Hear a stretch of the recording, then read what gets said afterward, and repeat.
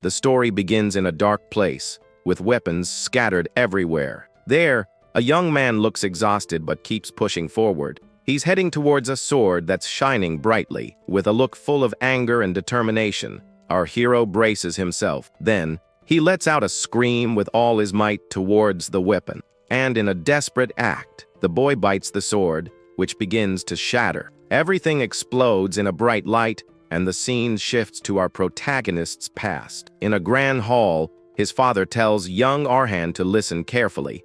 He explains that although they live far from the capital, 200 years ago, no one could compare to their family, because their ancestors were known as the gods of war and respected by all. Their family was chosen by the sword, and because of that, it produced several sword masters. Everyone called them the Invincible Guardians, a name that commanded great respect, and the name of this legendary family was Caravan. Right after, his father places a hand on the boy's shoulder and says he will be the next leader. Arhan would need to be proud of the blood of steel running through his veins.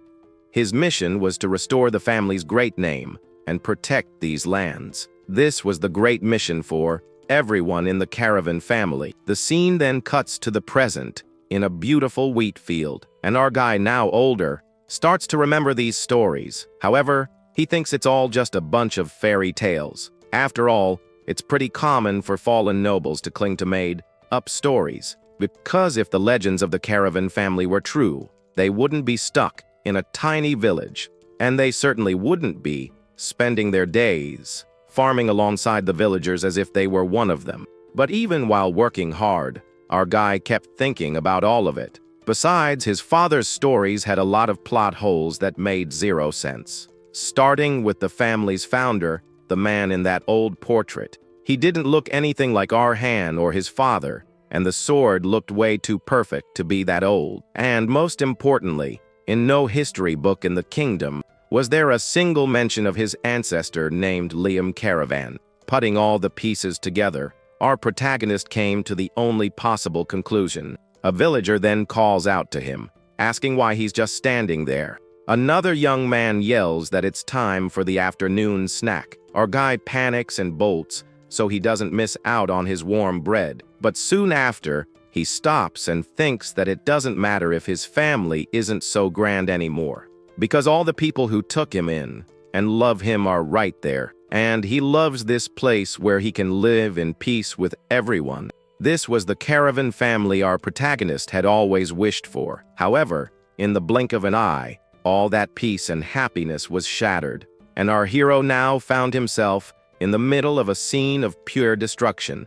He then realizes he was fooled by those peaceful days that were now over. The story rewinds a bit, to a day that seemed like any other. Arhan says goodbye to the villagers as he's heading to the market in the next town. Our protagonist says he'll take the opportunity to buy some things they need. He then asks his friend Kun if he wants some apples, and the young man's face lights up. On top of that, our hero remembers Marino's daughter's birthday and promises to bring back a doll. He brags a little, saying he knows about these things, because he's going to be the next lord. With that, our guy sets off on his horse, while the villagers wave at him. Everyone says goodbye to young Master Arhan, who smiles happily on his journey. The sun sets on the horizon, painting the wheat fields a golden color.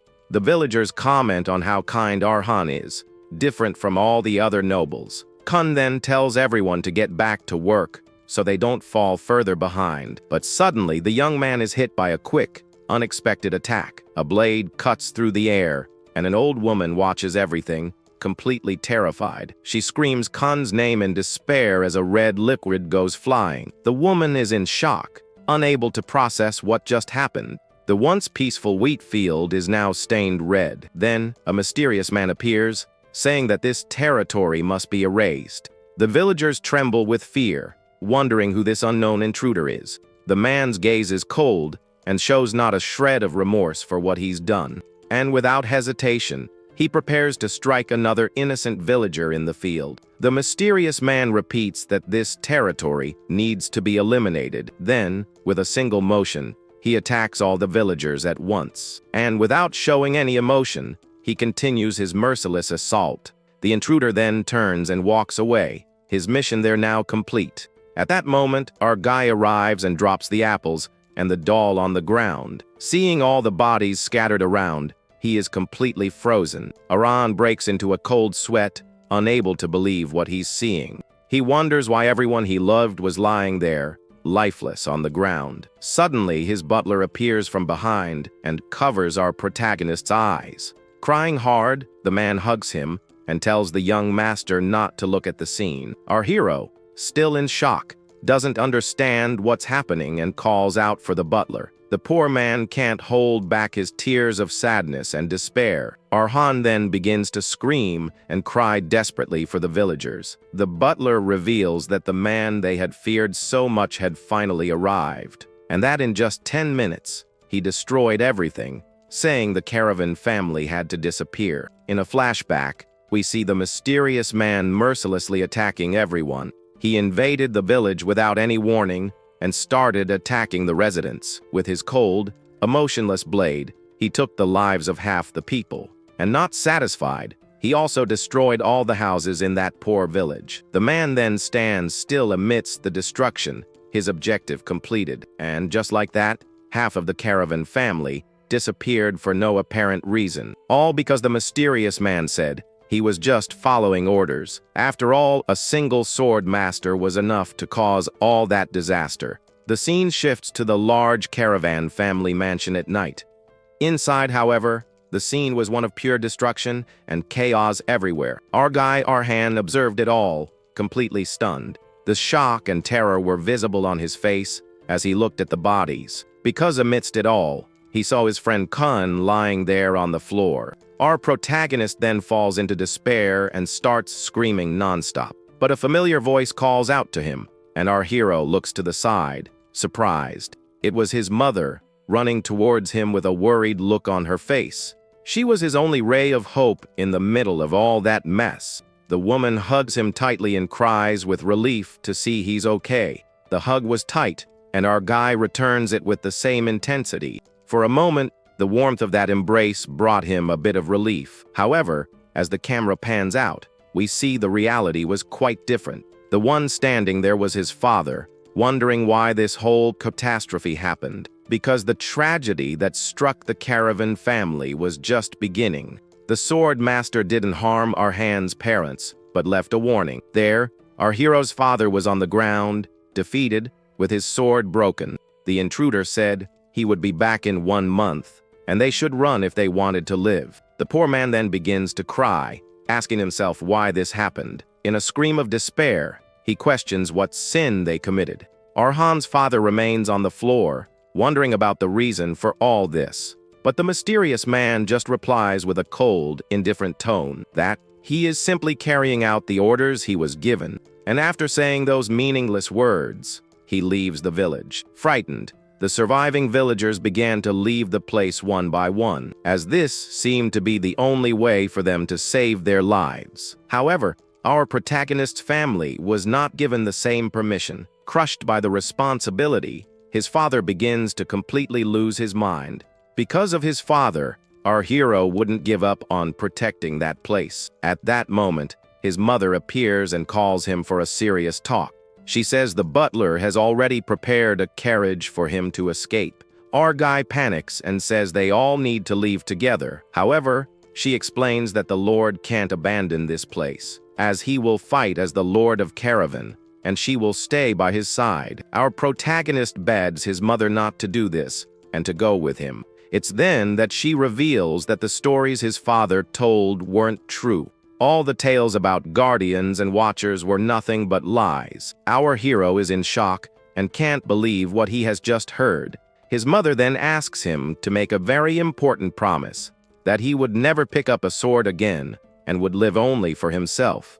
The butler then announces that the carriage is ready as the mother holds our hero. She then asks him to take good care of Arhan and to go as far as he can. The man obeys and holds the boy, who is screaming desperately for his mother. With a sad but determined look, she prepares for what's to come. Our protagonist continues to struggle and yell as he's carried away by force. He even tries to reach out for her one last time, but it's useless. His mother then says goodbye with a sad smile, telling him she loves him very much.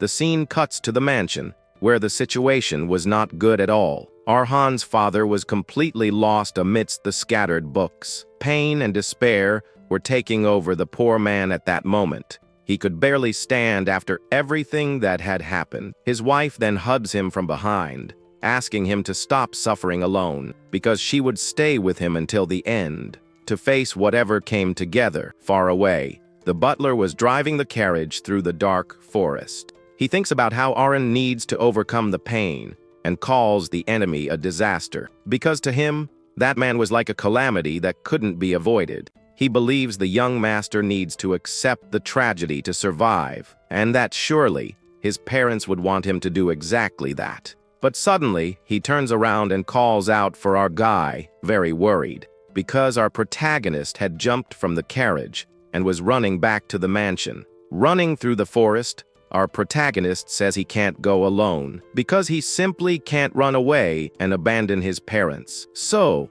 with all his strength, he yells that he's not going to escape like that. After all, a sword master is still human and can be defeated. Besides, over the last month, he managed to get a fatal poison to use. With this plan, he arrives at the mansion, believing he can save them both. However, upon seeing the scene in front of him, he is completely paralyzed. His eyes widen in pure horror at what he was seeing, because the result of this hunt is displayed on the family's flagpole, a horrific scene that left him completely speechless. The sword master then calls him a fool for coming back, and asks if our hero really came here to meet his end. The man is annoyed, because he had already shown mercy before. Our guy then lets out a scream of pure, uncontrolled pain and rage, because there on the ground was the body of his beloved mother, now lifeless. The woman he loved so much had left this world forever. Blinded by rage, Arhan grabs his crossbow and yells that he's going to finish him. The sword master faces him with a cold, challenging look. Without a second thought, our protagonist fires the poisoned arrow, and so begins the final showdown between the young man and the assassin. But the crossbow attack was useless, and the weapon falls to the ground, having no effect. Suddenly, our hero is thrown to his knees in front of the burning mansion. He starts to choke as the sword master is suffocating him with magic. The man says Arhan hasn't even turned 18, so he's lucky. So he spares our guy's life and tells him to go die in despair. He warns that if Arhan tries to continue the Caravan lineage, he will return, and with a terrifying look, the sword master swears he will find him. With that, our protagonist's family would simply vanish from history. Our guy is left there on the ground, alone and completely helpless. He then crawls pathetically towards the body of his dear mother. Crying his heart out, our hero hugs her one last time,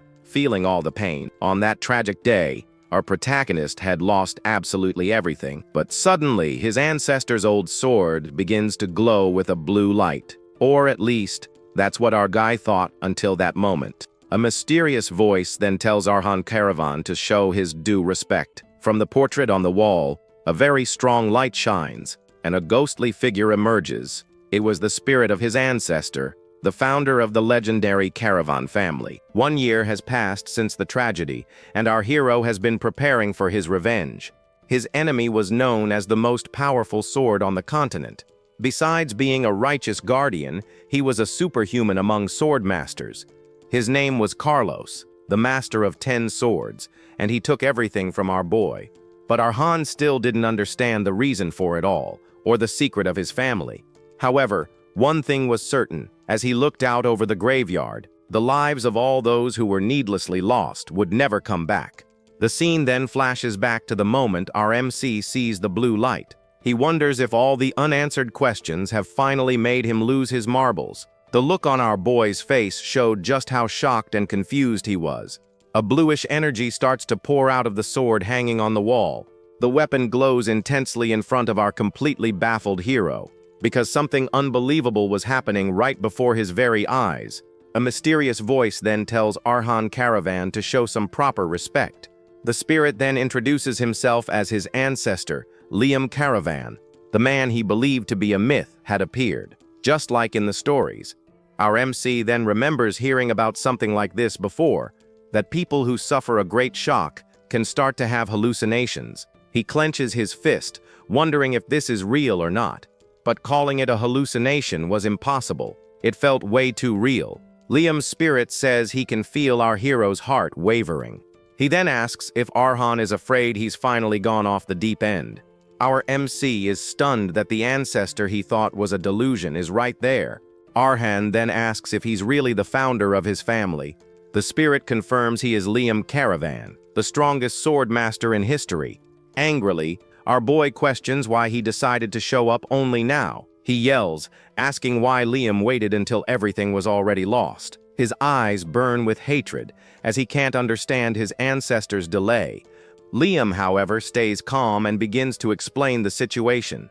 He says he needed to confirm something because revenge demands that you give up everything. That's why he watched our hero for a year and saw his, let's say, less than stellar talent. But despite that, Arhan never let go of his sword and trained every single day. His will to fight didn't fade for even a single moment.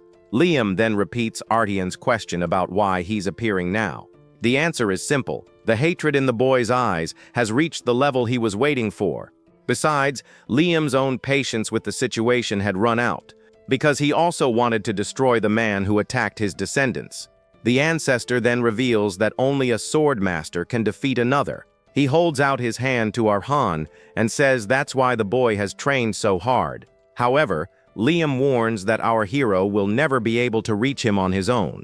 Liam explains that a swordmaster is a being who has transcended humanity, and among them Carlos is a supreme being, something rare even back in the age of war. That's why in this era, no one can defeat him, and as time goes on, he will only get stronger, leaving our hero shocked by the revelation. Arhan's face goes pale, as he knows all too well the power gap between them. He then wonders if he's supposed to just stand by and watch Carlos be hailed as a hero. Our boy remembers his own powerlessness on that terrible, hopeless day. But Liam says that from now on, everything is going to change because he's here to help. The ancestor promises to forge Arhan into a blade stronger than Carlos's, so that, as a Caravan, he can finally bring judgment down on that monster. Liam reveals there is only one path, a path that only those of his bloodline can follow. And the solution to all of this is for our hero to simply devour his sword. Arhan is stunned, realizing he is the descendant who inherited the blood of steel. The scene changes to a forge, filled with weapons and equipment everywhere. The fire from the furnace burns intensely, illuminating the dark space. A sword with red details glows in the heat of the roaring fire. The camera pans up, showing more of the place, which looks like an ancient workshop. Liam then reveals the great family secret. They have both human and dwarven blood. With a look of determination, our boy prepares for what comes next. He approaches the glowing sword with his ancestor by his side, guiding him. Liam explains that the dwarven traits aren't visible, but a special ability was passed down. This ability has to do with swords. By consuming one, you gain the owner's memories and techniques. And this was the source of power that allowed the Caravans to produce so many swordmasters. Our boy finds this incredibly weird, as he's never heard of anything like it. It all seems absurd and leaves him confused, but he keeps holding the sword. However, the truth is proven by results, and he has no more time to hesitate. With a look full of determination, Arhan asks his ancestor to teach him how to consume the weapon. Liam then gives a small, satisfied smile at his descendant's courage. He explains that the method is simple. First, you heat the blade until it's soft, and then you just chew and swallow. Our MC starts sweating bullets at the idea. Our boy's eye twitches, but his determination for revenge is stronger. He thinks he might be in a nightmare or bewitched by a ghost. But even if there's the slightest chance it could work, he's going to try it, because he can't waste any more time and needs to get stronger fast. Then, with all his might, he screams that he'll do whatever it takes. Our hero bites down on the hot sword, which shatters into 1,000 pieces in his mouth. He groans in pain as the blade's power begins to flow into his body. His hand feels like it's on fire amidst all that hot red energy. Our boy's body is then consumed by flames. The pain is so immense that he lets out a final scream as the transformation happens. Amidst the flames, our boy continues to scream in pure agony. Meanwhile, a piece of the sword falls to the ground, still glowing intensely. His entire body begins to glow, and the pain seems unbearable. He then collapses to the floor, writhing and screaming from the power. Our hero can barely breathe as the transformation continues. With tears in his eyes, he holds on, refusing to give up on his goal. In his mind, a single phrase echoes, telling him not to forget anything. He remembers all the villagers who were lost on that tragic day, and he also remembers his mother, who he couldn't protect. But most of all, he remembers Carlos, the man who caused all of this.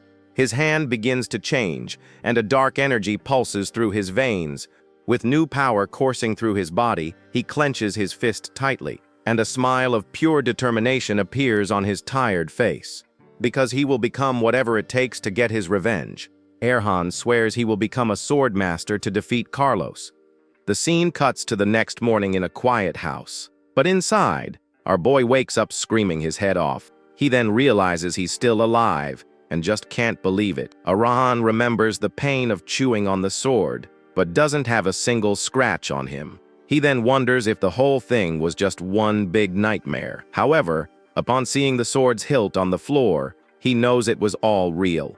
The ancestor's voice says that his body is way too weak, but his mental strength is actually pretty decent for a human. The spirit then reveals that many of his ancestors gave up because of the pain. He then asks if our hero now believes in the legends of the Caravan family. Erhan is floored, realizing it wasn't a hallucination. With his hand on the ground, he introduces himself as Arhan Caravan, and in a sign of respect, he kneels to greet the founder. However, the ancestor tells him to just call him master, because everyone who received his teachings called him that.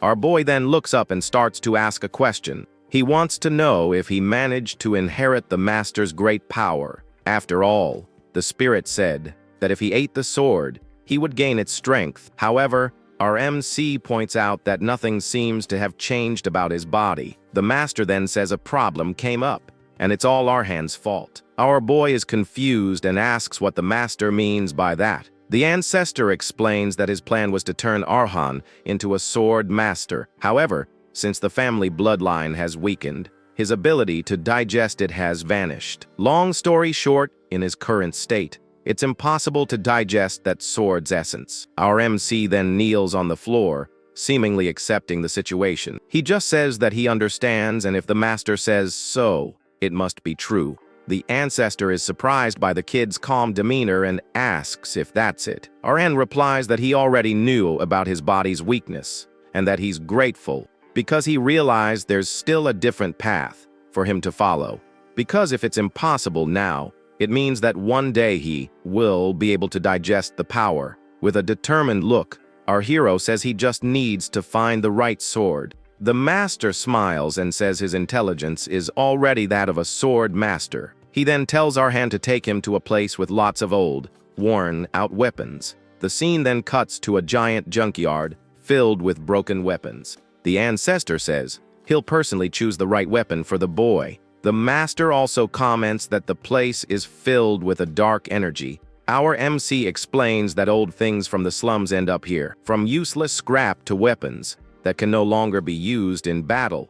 That's why this was the perfect place to start his journey. The ancestor then reveals that in the beginning, he also devoured swords just like these. The ancestor says he ate and ate with all his might because he needed to get strong enough to survive. In his past, he had to face all sorts of enemies, and that was his first strike to begin his journey. The scene then cuts to our hero facing an intruder. With a single blow, he sends the muscular guy flying backward. The invader then hits the ground, completely defeated and out for the count. The man's friends just stare, not believing what just happened. They're all in shock at our boy's speed. One of them even asks if this is all some kind of joke. However, Arhan braces himself to attack the rest of the group without fear. From a distance, the ancestor's spirit watched everything carefully. He then reveals that over the last month, he taught Arhan only one thing. Our boy went through physical training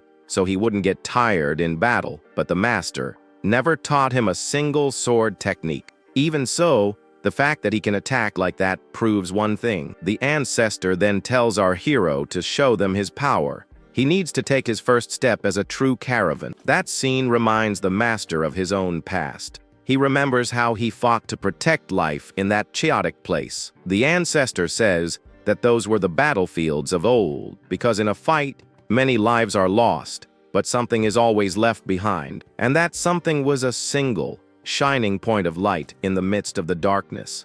With a serious look, the master says he's finally found what he was looking for. He then points and tells our boy to grab that special item, because that was the second sword our hero needed to eat. The scene cuts to 1 month later in front of the Caravan family mansion. A group of men comment that the place and the village seem empty. Without a care in the world, they walk into the completely abandoned mansion. One of them thinks it must be the hideout of some bankrupt noble. They then start to explore the large main hall of the house. One of the intruders says the place smells like old money everywhere. The men are thrilled, thinking this job is going to be a piece of cake. Suddenly, one of them notices something and is surprised by what he sees.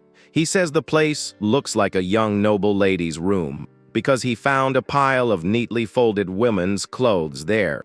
One of the men picks up something he found in the mansion. The other intruder thinks that now they can finally rest. Meanwhile, another one yells, asking to see what he found too. But one of the group's leaders tells them all to stop messing around. Suddenly, a silhouette appears in the darkness of the doorway, startling everyone. A voice says that his mother liked things clean and hated a mess. Then our boy reveals himself and tells them to put the clothes back where they found them. The intruders are completely clueless and look at the kid, confused. The bold guy asks if he's the owner's son and is surprised it's not a girl. Our hero asks if they came looking for food or a place to stay and says if that's the case, he can accept them as neighbors. The bold man thinks our MC has got to be out of his mind. He then thinks about how these nobles aren't afraid of anything.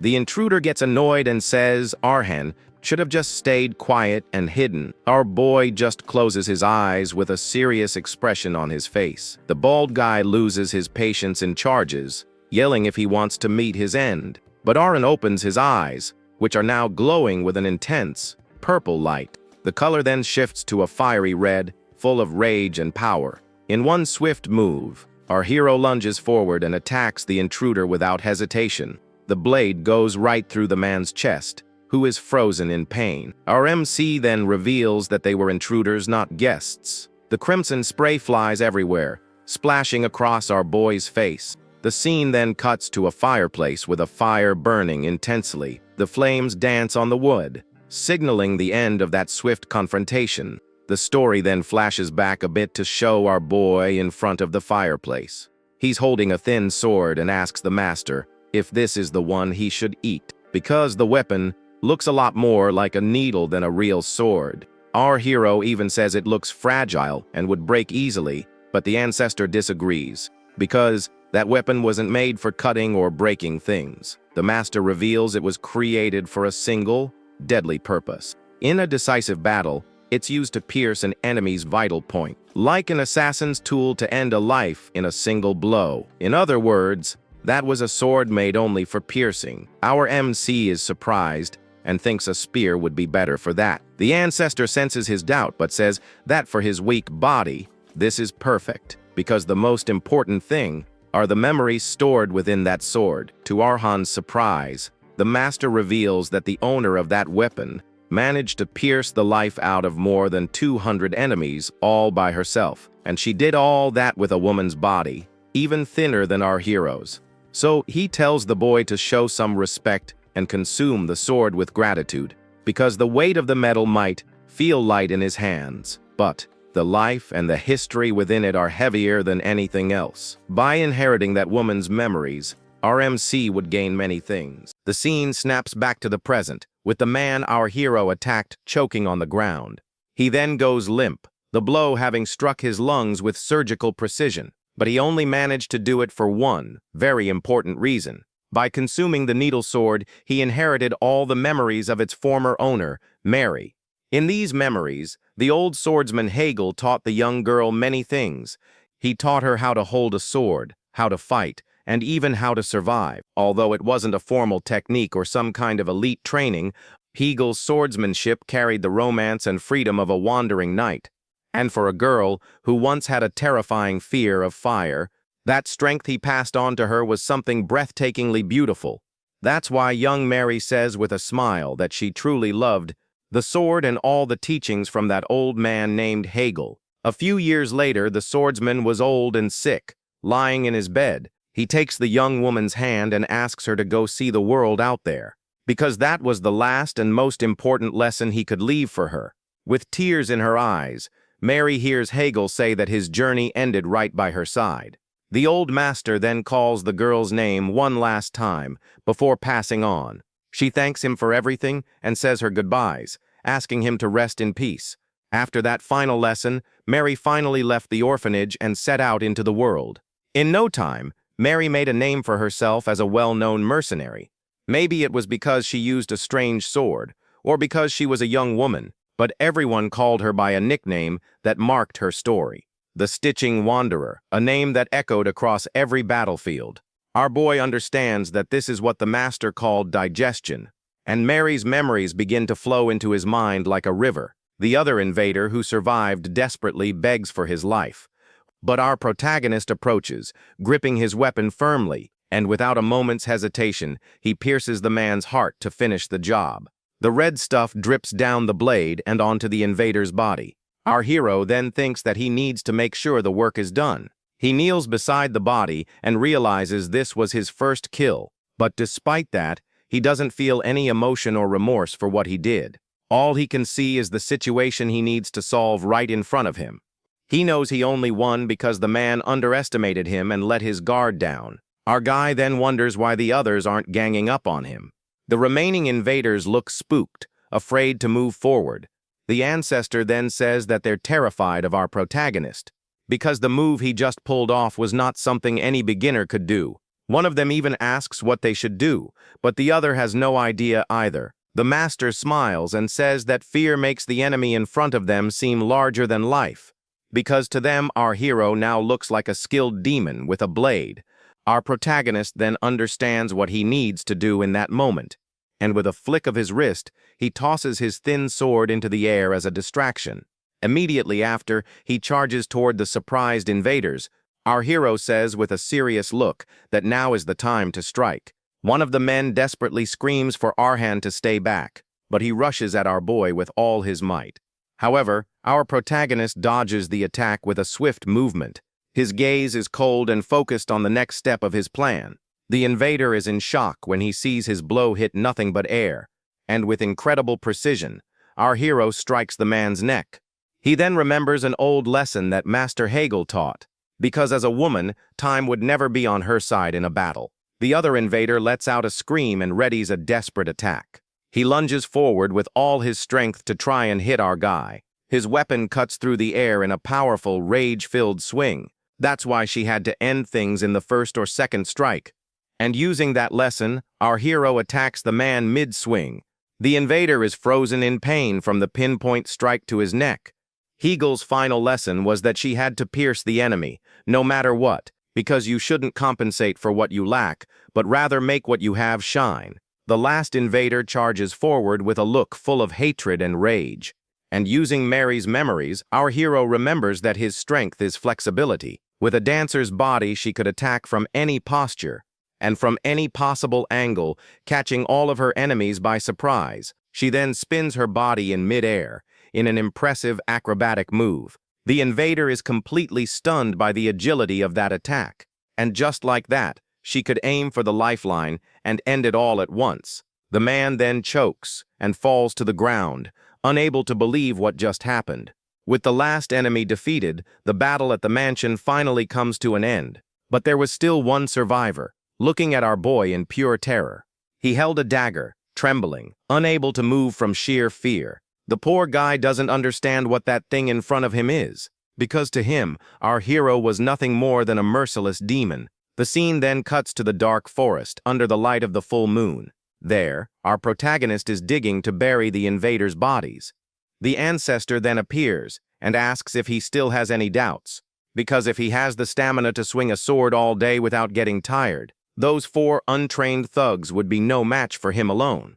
The ancestor says that a caravan gets even stronger in a fight for survival. Our boy then realizes that everything the master said was the absolute truth.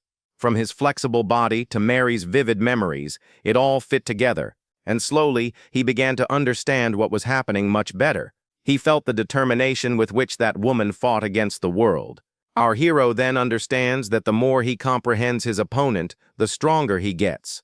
He wonders if this is the true power of the so-called digestion. The master then calls out to him and says he never tells a lie when it comes to swords. He warns that the days ahead will be filled with pain and difficult trials, to the point where what he went through today will seem like a walk in the park. The ancestor then asks if, even so, he can follow this path. Our protagonist says that if he can point his blade at Carlos's neck, no matter what the path is, he'll keep moving forward. But suddenly, he calls for the master, shocked by what he sees. The ancestor was holding on to him to keep him from falling off a steep cliff. Our boy then wonders if this path is really the right one. He looks down and sees the frightening height of the mountain he has to climb, and with a bit of fear, he asks if this is really necessary.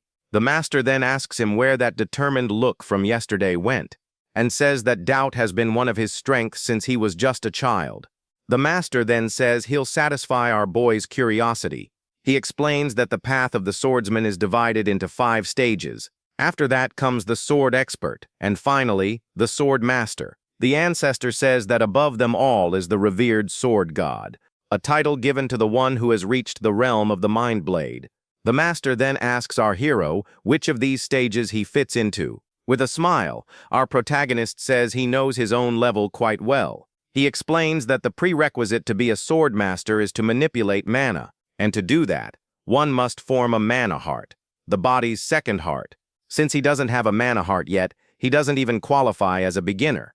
The ancestor says his self-awareness is exceptionally sharp, and that he hasn't even stepped onto the entrance of the sword path yet, but that this training is meant to guide him on the path of a beginner. Our guy is shocked to learn that all of this is to create a mana heart. He asks if he's risking his life just to form a mana heart, because he knows he could kick the bucket at any moment in this dangerous place. The master says that nowadays, with an alchemist's potion, or with the help of a knight, it's possible to awaken one's senses to mana. Even young ladies who only learn self-defense swordsmanship can do it. Our hero then doesn't understand why he has to follow such a difficult method. The master says that forming a mana heart isn't hard following the world's methods, but the blood of the caravan carries the power of steel and needs a strong vessel, and for that reason, an ordinary person's heart would never be enough for them. If he truly wishes to reach the path of a swordmaster, he needs something that won't get scratched when it collides with the world, a heart of steel. The ancestor reveals that there is only one way to forge this heart, by forcing his own body to need a mana heart, pushing it to the absolute limit. He says that few of his descendants managed to complete the training, because the process was extremely painful and terrifying for anyone. However, those who endured until the end became sword masters. He then asks if that motivates him, at least a little, to continue.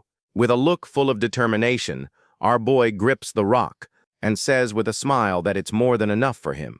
The master smiles and says that the mana heart he will achieve, with all that determination and tireless effort he's showing, will be completely different from any other that exists in this world. The scene then cuts to nightfall in a village in the Verdi region. In a tavern, a few men are talking about a strange rumor.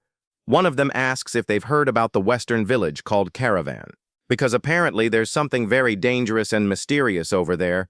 The man in the tavern says that all the troublemakers who go there simply vanish without a trace. Furthermore, he says the only conclusion is to not enter the village if you don't want to check out for good. Sitting at a table, a mysterious man listens to the whole conversation in silence. He then thinks to himself that it's a village you enter but never leave. The man then starts cleaning a wound on his neck with a cloth. It seems he just got out of a big tough battle, and even with all the danger, he decides that place is his destination. Strength for Mary. With a huge smile on her face, she remembers that she truly loved the way Hegel fought. A few years passed, and the girl continued training with her master and great friend. Lying in his bed, the man says the day she will have to leave this place will come. Hegel holds her hand tightly and asks her to go out into the world when that day comes. With weak breaths, he says that this is his last lesson as her teacher. With tears in his eyes, the man says he is happy that the end of his journey was with her. Mary cries desperately and squeezes her master's hand as he says his final goodbye. Sitting beside the body, the girl thanks him for everything and wishes her friend to rest in peace. After that, following Hegel's last lesson, she left the orphanage and set out into the world. Right after, she became a well-known mercenary for her unique skills. Perhaps it was because of her needle, thin sword, or because she was a young woman in that line of work. Because of this, people began to call her by a very specific and famous name. Over time, she became known everywhere as the fearsome gypsy seamstress. Rohan understands that this is digestion, and her memories flow into his mind like a river. Back in the present, the intruder begs for his life and asks our protagonist to stop everything, but the boy just grips the hilt of his weapon tighter and stares at him coldly without saying a word. Without any hesitation, he attacks again to end the man's suffering once and for all. The blade pierces the intruder with precision, and our protagonist shows no emotion. With a cold look, he says he will make sure to finish the job once and for all. Kneeling beside the body, our protagonist reflects that this was his first time. However, even though it's his first time, he feels absolutely no emotion. All he can see is the situation in front of him and what needs to be done now. He knows the man underestimated him, so he can't expect to have the same luck again. With this,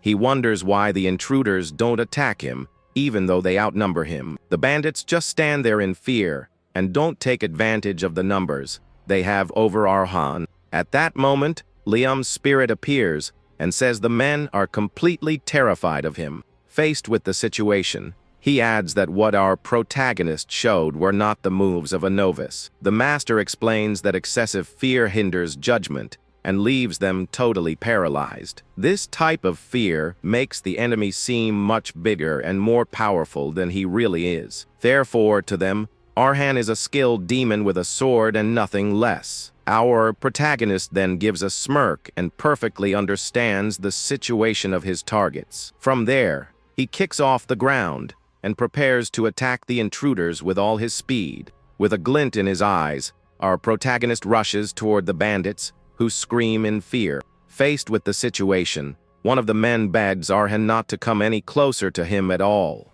The intruder then attacks with everything he has and shouts that he will finish our protagonist right there. However, the boy dodges the blow with ease and slides across the floor with great agility. In the blink of an eye, he appears behind the man, who is shocked by his speed. Right after, our protagonist attacks him from behind and hits him squarely with a precise strike. With a dirty face, our protagonist remembers a lesson Hegel gave to Mary. The master explained that since she lacked strength, time would never be on her side. With that, the enemy just screamed in pain as she relentlessly attacked him. The girl moved with impressive speed, using her agility to attack. For this reason, she needed to end everything in the first or second strike. Our protagonist applies the lesson and attacks the bandit with surgical precision. The man is completely in shock, as he did not expect such a blow. From there, the goal was just one,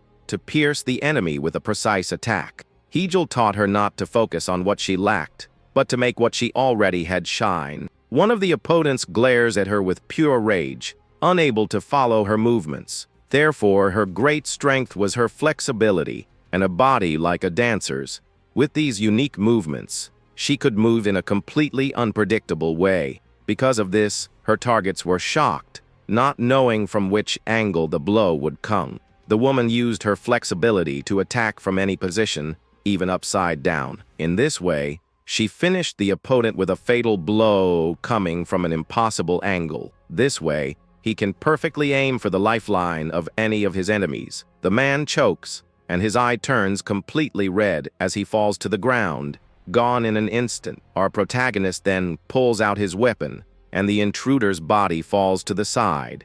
completely limp. The last remaining bandit is in shock and stutters, unable to believe what he's seeing. Completely terrified, he grabs his dagger and prepares to fight our protagonist. With trembling hands, the man wonders what that is, as it doesn't seem human. In his mind, he sees Arhan as a murderous demon and wonders what he really is. The scene then shifts to a forest at night, with the full moon shining brightly in the sky. Down below, our protagonist buries the intruders' bodies to clean up the mess they made. Liam then appears and asks if the boy can finally put his doubts about the power aside. He reminds him that if Arhan has the stamina to fight all day without stopping, nothing can defeat him. Therefore, against 4 untrained bandits, he could easily handle them alone. With a smile on his face, the master says that his descendant is growing through battles. Our protagonist realizes that everything his master said was true,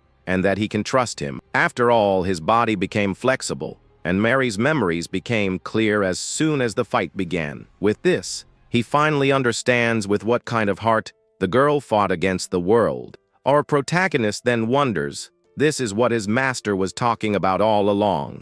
The power of digestion that makes him stronger the more he understands his opponent. Faced with the situation, the spirit says he never lies when it comes to swords and power. From there, he warns that Arhan's days will be filled with terrible pain and hardship, and that today's suffering will seem like a blessing compared to what's to come in the future. Therefore, Liam looks at him and asks if he can still walk this path of pain. Our protagonist clenches his fist and says that if he can aim for Carlos, he can endure anything. With a determined look, he shouts that he will continue no matter what happens to him, master. But suddenly, Arhan's expression changes, and he is shocked by what he sees in front of him. He starts climbing a cliff and wonders if this path is really the right direction. The scene pulls back and shows our protagonist climbing a giant and dangerous mountain. The camera pans up and reveals that the top of the mountain is still very far from being reached. From a distance, the climb seems even more impossible, and the boy keeps wondering if this is for real. Liam then scolds him and asks where yesterday's look went and if the doubt has returned. With that, the spirit says this is one of his strengths and that he's been like this since he was a child. Faced with the situation, the ancestor says that one day he will need this, but for now, he will satisfy his curiosity. From there, he explains that the swordsman's path has 5 stages. The first is beginner, and the second is wanderer. Right after comes the sword runner, who is already considered the strong axis of the battlefield. The 4th level is the expert, a hero who can change the war alone, and above him is the one revered as a god. All other knights bow before a sword master with great respect and admiration. This is the realm of the sword master, and Liam asks the boy at what level he thinks he is now. Our protagonist is quiet for a moment, thinking carefully about his master's question. With a mocking smile, he says he knows Liam wants an excited answer, but he knows his level very well. He explains that the requirement to be a sword master is to manipulate mana and create a mana heart. Because of this, he states that since he hasn't formed a mana heart, he doesn't even qualify as a beginner. The spirit then smiles and agrees, saying that he is truly an amateur among amateurs. Liam adds that the boy hasn't even entered the path of the sword, and that this training is to guide him to the beginner level. Therefore, the goal of all this climbing is just to create a mana heart in his body. Our protagonist then asks, shocked, if they are taking all this risk just for him to form a mana heart.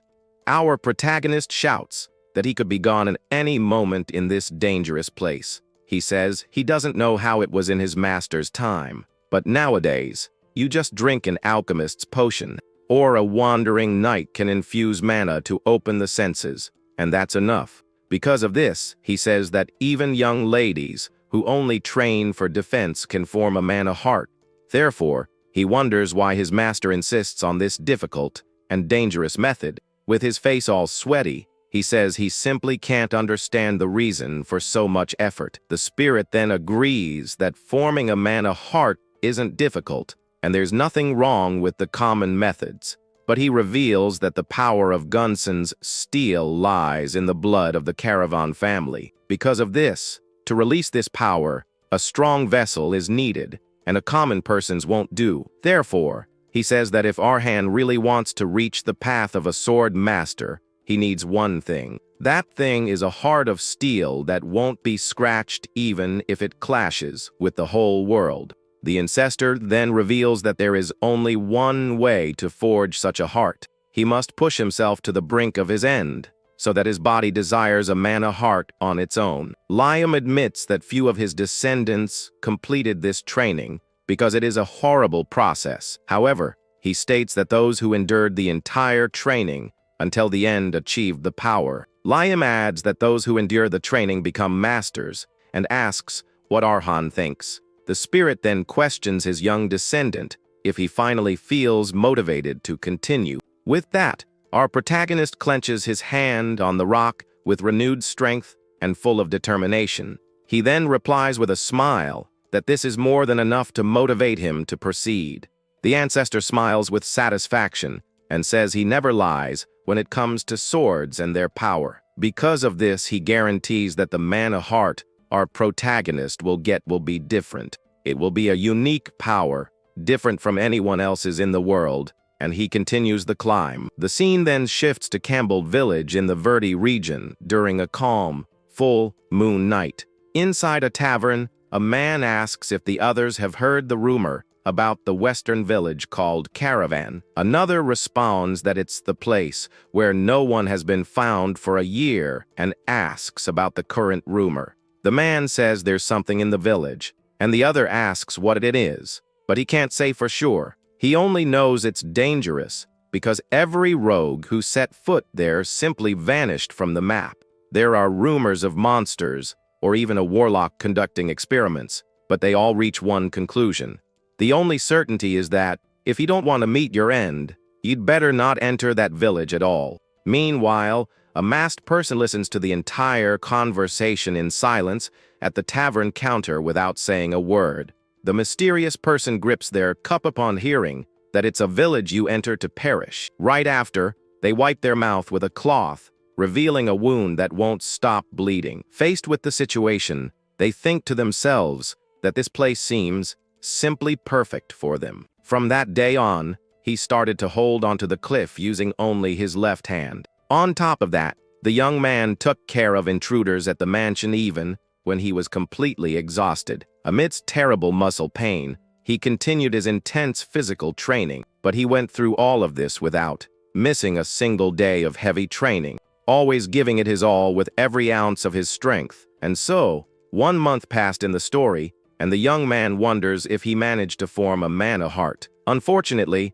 the young man couldn't reach his goal and failed. However, upon looking at his hand, he notices something is different. Then, the protagonist realizes that a clear change is happening to his body. With that, the scene changes to a training room where we see a giant pendulum. One of these changes is that his senses became much sharper. With this, the young man can dodge attacks more easily. His senses are now incredibly sharp, allowing him to see everything. Meanwhile, an enemy attacks him relentlessly with his chain weapon. But it's not just his 5 senses like sight and hearing that have improved. Nimbly dodging the blows, the boy prepares for a counterattack. He ducks, narrowly escaping being hit by the opponent's attack. His skills are now incomparable to what they were before the training, and every time he wields the needle, something happens. When the young man focuses on a single point, his perception expands. For a brief moment, the enemy lunges forward with a desperate attack. Then, the young man swiftly dodges the opponent's strikes in a quick motion. Holding his needle firmly, the young man readies himself for the counter-attack. In that moment, he feels as if time has stopped for everyone but him. With a swift movement, the protagonist evades the enemy's attack. Then, he positions himself to strike while everything around him is still. At this, the opponent's expression changes to pure shock and fear. In an instant, a drop of blood flies through the air, showing the precise attack. The boy's gaze remains calm and focused, even in the midst of battle. Then, several points of light appear on the adversary's body, indicating the strikes, and with a single final blow, the protagonist strikes the enemy's chest. In that moment, the young man reflects on the difference between his former self and who he is now. He realizes that the reason for this change is just one thing. The big reveal is that he can now feel the man around him. The needle he used in the battle now lies on the ground. All around, we see several other weapons stuck in the ground of the training field. His master watches everything from a distance, impressed with his disciple's progress. The young man thinks this is thanks to the needle's power, but it's still an incredible feat. Then he calls his master and asks what kind of power he will have at the next level. The old man tells him not to get excited about something so trivial, but says he will answer his question. He explains that only then will the young man be on equal footing with the needle's owner. Through the path emitted by the mana heart, he will be able to enhance his skills.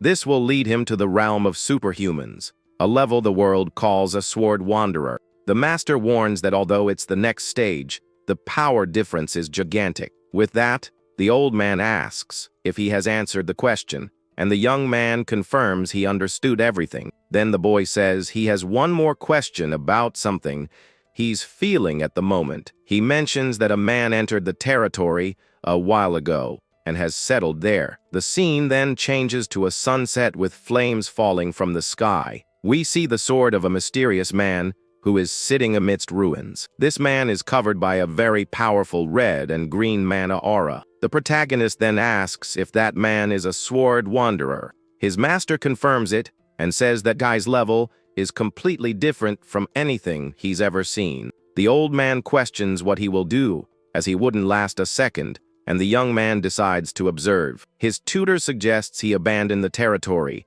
to avoid a fight he can't win, but the young man firmly states that this is not one of his options. Even though a lot of time has passed and the place is desolate, he can't leave.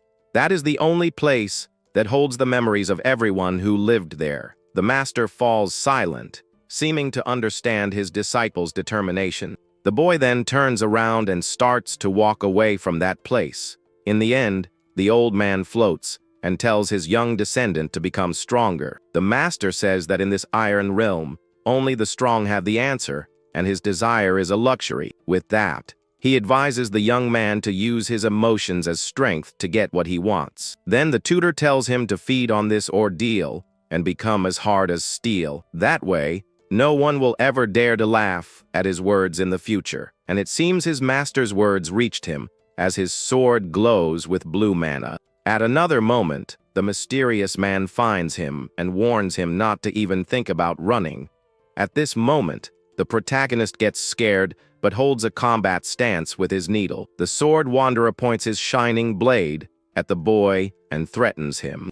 Then the mysterious man says that if the young man shows his back, something will happen. He finishes the sentence by saying he will cut him down right there without mercy. With sweat trickling down his face, the young man realizes an unexpected challenge has arrived. After the mysterious man set foot in the territory, a heavy rain began to fall. Observing him became part of our protagonist's new daily routine. What he learned during this observation process was something very clear. Even though the village was full of empty houses, he never touched anything. Furthermore, the man lived a simple life with only the belongings he brought. If there were other characteristics, it was that he would get lost in thought watching the sunset, or he would be praying alone in the middle of the dark forest at night. Thus, the conclusion the young man came to was that this guest seemed to be a knight. The master agrees and says he is a swordsman who follows rules even when no one is watching. Such inflexible people are rare to find unless they are knights. The boy then says he might not be a bad neighbor, since knights seek justice. But his master says it's misleading to call them just, even though they seek honor. By nature, honor is something very subjective and isn't good for everyone. A knight's honor is defined by the loyalty sworn to their employer. Then the old man says he will teach him the true meaning of being a knight.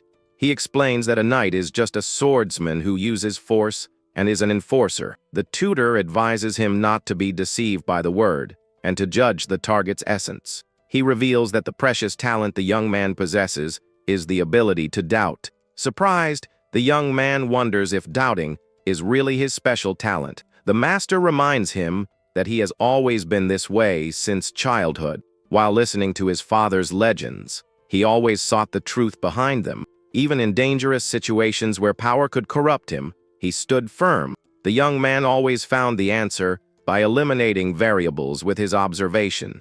Doubting is the attitude of using all means to try to reach the truth. Those who don't know how to doubt can never cross their limits, and he must not lose that. Because that is his true talent for the sword. The young man finally understands and replies that he has understood everything.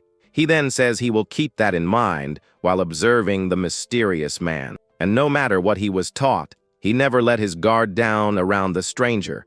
After analyzing the situation carefully, the young man realizes the stranger doesn't seem like a threat and decides to approach very slowly. But suddenly, the warrior draws his shining blade and reveals he knew of the boy's presence all along. At this, the swordsman points his weapon and warns the boy not to even try to flee from that place. With that, the protagonist freezes in fright, holding his combat needle with trembling hands. Then, the intruder brings the tip of his sword to the little one's face and begins to make a terrible threat. In that moment, the man says that if the young man dares to show his back to him, the consequences will be dire. He guarantees with a cold look that he will cut the blonde boy down right there without any hesitation or mercy. Breaking into a cold sweat, the boy realizes the situation has become much more dangerous than he initially imagined. He grips the handle of his weapon, thinking he never expected this encounter to end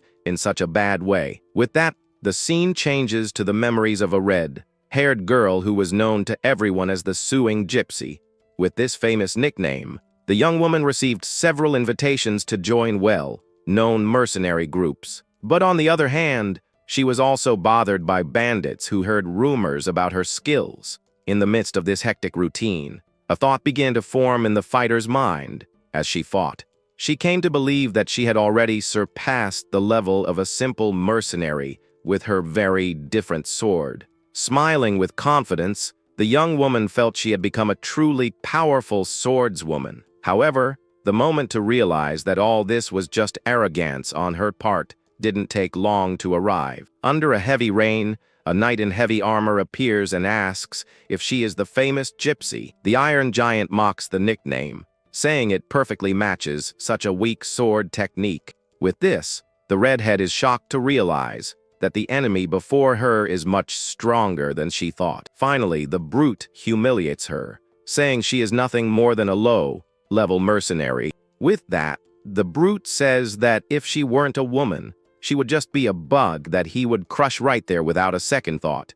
At this, he warns that the only reason she is alive today is because of the strict rules of his group of knights. But the Red Falcons do not take the lives of women or children, and so she should be grateful for their honor. In that moment, the redhead felt there was a giant wall separating the two of them as she held her broken weapon. With that, the girl realized this insurmountable barrier was what the world calls a true knight.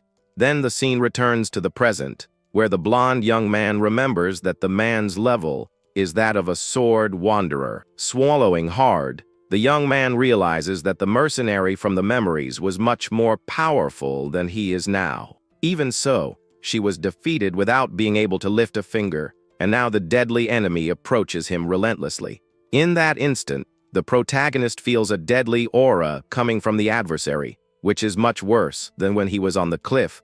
With fear taking over, his mana heart begins to beat much faster and stronger. This beat becomes increasingly powerful and causes a strange energy to course through the boy's entire body. Suddenly, his eyes glow with an intense blue color, and he realizes he can finally see something incredible. He sees the realm of superhumans, which can only be reached by those who have achieved the pinnacle of mastery with the blade. The blonde boy observes the mana flowing from his rival's body as if they were blood vessels that enhance attack and defense. But the little one also feels the weight of this crushing pressure that seems to pierce his soul in the midst of combat. Then the young man identifies this trail of energy as the famous path walked by the great master swordsman. The mysterious warrior asks why the young man was watching him and mentions the rumors about attacks on visitors. With a serious look, the man demands an immediate answer, or he will have to consider the protagonist a dangerous enemy. At this, the boy explains that he was just trying to find out if the stranger was a guest or a malicious intruder. He says that 1 year ago, while he was away, his village was destroyed and all his neighbors mysteriously disappeared. The protagonist reveals that barbarians and invaders always attack the place and constantly threaten his life. But he explains that he dealt with them all by himself and thinks he doesn't need to tell the stranger the whole truth. Even realizing the warrior is very powerful, the young man admits he would be done for if he got close without being careful. So, the young man confesses he was observing to judge whether the man was an intruder or just a guest. If he were a friendly visitor, the little one planned to invite him to be a new neighbor in the territory. But if he were an enemy, the blonde boy would have to come up with other plans to protect his lands and survive. With this, the wanderer asks if the boy intended to fight, even knowing the huge difference in strength between them. The young man replies with determination that this place holds all the precious memories of his entire life. He states that the lands are too precious to be abandoned, and that he would never flee from there out of fear. At that moment, the swordsman looks to the horizon and agrees that it is indeed a very special place. In a calm tone, the man says he understands how much the young master has been through difficult and painful times. Then the intruder decides it's time to show his position, since neighbors need to know each other's intentions. At this, the warrior asks the little one to lower his guard and put away his weapon so they can talk in peace. He promises that he will also sheathe his own blade and tell his true story to the protagonist. The blonde boy remains silent for a moment while the man waits for a positive response from his opponent. In that moment, we see the master teaching that to forge a heart of steel, one must reach the brink of defeat. The old man asks if his descendant is motivated, but the young man apologizes and says he can't do what he asks. Firmly, the young man explains that he still doesn't fully trust the stranger and needs the weapon for his defense. But the swordsman warns that if he really wanted to harm the boy, that training needle would be useless. Finally, the knight explains that putting his weapon away first would be a stain on his honor, and he needs to maintain his pride. The sun sets as the young man faces the intruder, and the mood between them grows increasingly heavy and tense. In that moment, the warrior observes the little one up close and thinks he seems too delicate for a real fight. With this, the stranger notices that despite his fragile appearance, the blonde boy's body shows signs of very hard training. But the intruder realizes that even with a lean frame, the boy's balance is simply perfect for fighting. Analyzing his posture, the man concludes that his opponent doesn't know classic swordsmanship and still fights like a beginner. Then the man realizes the blonde boy is just striking poses and poses, not the slightest danger to someone of his high level. But the protagonist seems to know his limitations, and yet remains firm in his current battle stance. In that instant, the wanderer wonders what's wrong with the mysterious gaze of that little blonde warrior. With that, the young man's eyes begin to glow with an intense blue light that seems to read the enemy's every move. Then the mood changes, and the master swordsman decides he can no longer take this fight so lightly. In that moment, the tip of his blade begins to emanate a powerful energy as he prepares for the final attack. With this, the warrior assumes a serious stance as he feels a simple response won't be enough against this boy. Then a line of mana connects the two fighters, showing that their fate is sealed in that deadly duel. Without hesitation, the man advances with speed to end the confrontation and test his opponent's skills. Thinking quickly, the wanderer plans to strike the adversary's wrist to disarm him without causing any serious harm to his body. In this moment, he seeks the best way to win the duel while protecting the little blonde boy's life out of pure honor. However, the gleam in the protagonist's eyes becomes even stronger and more frightening in the face of the imminent danger.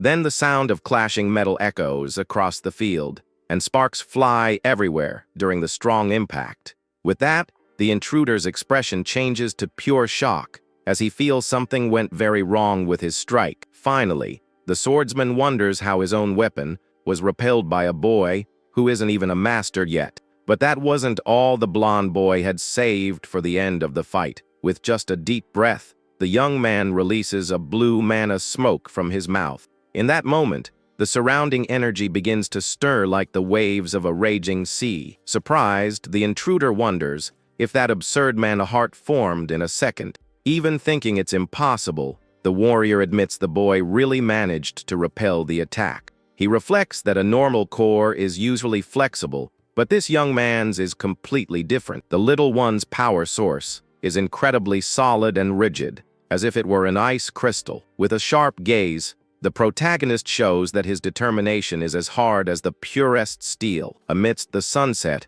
one thing becomes clear to the master watching his new adversary. The blonde boy's next strike will come with his entire soul, as he is betting his own life. Gritting his teeth, the small fighter prepares to make his riskiest move. On the other hand, the young man knows that blocking that giant blade wasn't the result of his technique. Sweating profusely, the young man admits to himself that the block was nothing but pure luck. He realized the knight didn't want to hurt him, and so used only the minimum amount of force. With his sharpened senses, the blonde boy predicted the sword's path and struck exactly at the opening. That's how the boy managed to perform the miracle of stopping such a powerful blow. But the price for this feat was high, and the impact felt like a carriage hitting him head on. A terrible pain runs through every bone in his body, as if they had all just been broken. Faced with that overwhelming presence, the young man feels the power difference is like that of a wolf. Even though he's completely wiped out, the protagonist cracks a smirk and doesn't give up. He finally got what he so desperately wanted and awakened the mana heart he nicknamed the Heart of Steel. Even so, the young man understands that he's still a beginner and that his normal strikes will never be able to touch his opponent. At this, the blonde boy realizes he needs to create his own battle path using the power of his new core and the needle. Then the scene shows Mary's past, which serves as a stepping stone for him to understand how to overcome his limits. On that day, the redhead crumbled before the overwhelming strength of a wanderer who seemed like an impossible wall to cross. With that, the fighter's body trembled with fear as she faced an obstacle that seemed like the end of her journey. But in that tense moment, the first thing that came to her mind was the distinctive voice of her former mentor. This gentleman was Yahello, and he was very weak in bed,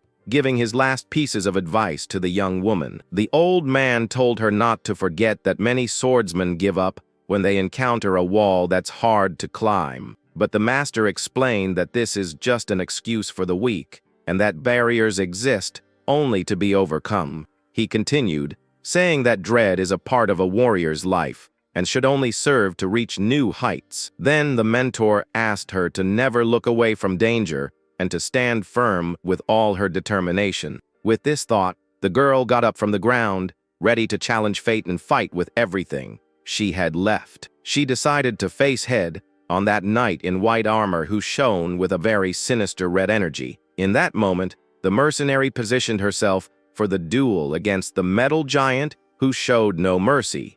With a firm and heavy step, the adversary advanced to crush the small warrior's resistance once and for all. But the opponent's attack was too violent, cutting the young woman several times as she tried to resist.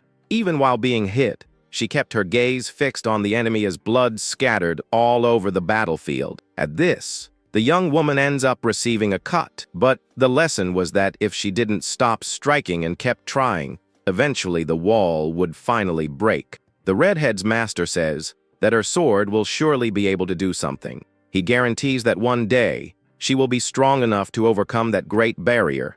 With that, the protagonist's thoughts return to the harsh reality of the fight. And with this lesson in mind, the blonde boy understands that he just needs to believe in himself. Watching everything, the sword wanderer reflects on the life of a true warrior. He thinks that those who live by the sword eventually face a challenge, This challenge is like a giant wall that appears to block the fighter's path. With it comes a crushing pressure along with a feeling of total hopelessness. This energy is so strong that it makes every step feel like an impossible burden to carry. Then the only desire that arises is to turn your back and simply run from the danger. However, the warrior notices that this boy is acting in a completely different way. Instead of running, the young man faces the barrier, and it suddenly begins to show cracks. The cracks grow larger and larger, and several pieces of the wall begin to crumble. In that moment, the protagonist shows that his intention is to collide head-on with the obstacle. He knows this is reckless but sees it as an ordeal he desperately needs to overcome. The blonde boy thinks that his path doesn't need to be perfect or even complete to succeed. For him, it's enough that there's a small chance of reaching his goal, and that's sufficient. Then the boy's eyes shine, and he uses his true talent, which is doubt. He observes the knight's every muscle, his breathing, and the path his sword might take. The young man gathers all the clues, eliminates what is unnecessary, and creates his own path. The young man concentrates his mana on a single point to create a special technique. At this, his needle begins to glow with the energy of his steel heart. He focuses on a single path to finally reach his powerful adversary. Then he creates a single sword path to use in the battle. His master watches him with pride and tells him to advance without ever giving in. The old man explains that this is what it truly means to be a Caravan. With that, the young man's energy molds around the needle, turning into a sword. The tutor advises him not to be afraid to collide and break himself in the challenge. Driven by this, the boy charges forward with force, causing a great impact on the ground. He needs to forge himself in the midst of the ordeal and show his strength to the whole world. In that moment, the blonde boy understands that what he feared most was not the fire. The scene returns to the redhead, who runs forward, admitting that she was very scared. She feared being the only survivor, and that the tragedy was just the beginning of everything. With the same feeling, the protagonist charges forward with everything, showing his determination. He remembers the days when he didn't even look in the mirror, and when breathing was a burden, and that's how he realized his greatest fear wasn't the fire of that tragedy, but rather his own weakness of always running from his problems and challenges. That's why the young man decides he will advance and pierce his enemy with everything he has. He wants to protect the memories of his daily life that was destroyed by the flames, and also the memories of his family that he lost in that terrible fire. He also fights for the future that was cruelly stolen from his hands, a future that was completely consumed by a world full of flames and despair. So if anyone asks if he managed to cross, he only has one answer. The young man is no longer afraid of the fire, nor of the world that currently surrounds him, even if he passes out or fails to win the battle to come. The blonde boy knows he can at least face his destiny head-on and without fear. With that, the two warriors charge towards each other at high speed. The protagonist attacks with all his strength and determination accumulated in the blow. At this, the sword wanderer smiles, preparing to block the boy's strike. The impact of the two weapons generates a massive shockwave that kicks up dust. However, the knight's blade is too strong and easily deflects the young man's attack. The little warrior's needle flies through the air, showing that the blow has failed. In that moment, the scene changes to Mary, who wonders if her master Yahello is at peace.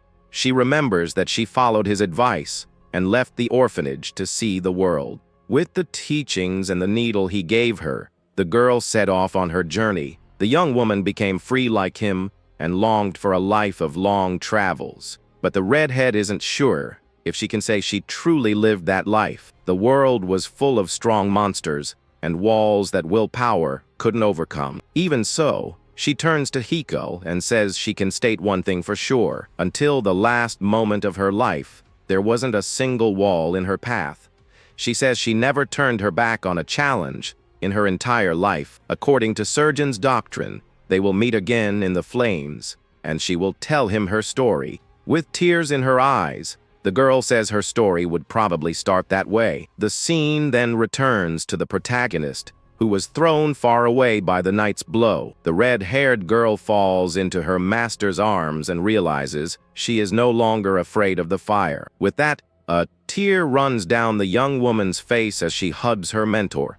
And with the end of this memory, the scene returns to the present with some embers in the air. The protagonist then slowly opens his eyes after being knocked out in the fight. He wakes up a bit confused and wonders what happened after the enemy's strike. Next to a campfire, the young man questions if he ended up losing consciousness. Sitting up, the young man realizes he is covered with the cloak of that mysterious knight. Looking at his needle, he understands that in the end, he couldn't overcome his opponent.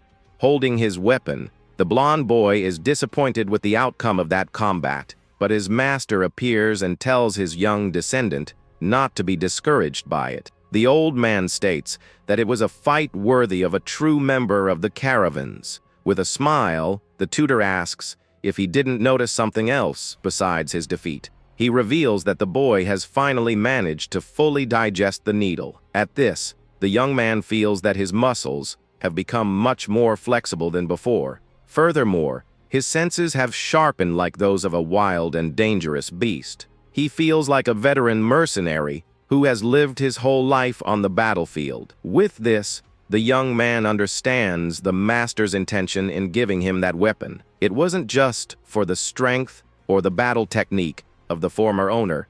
The tutor wanted him to see that girl's life in its entirety, her will to never give up, even when facing gigantic trials. It was for him to learn about that indomitable spirit she possessed.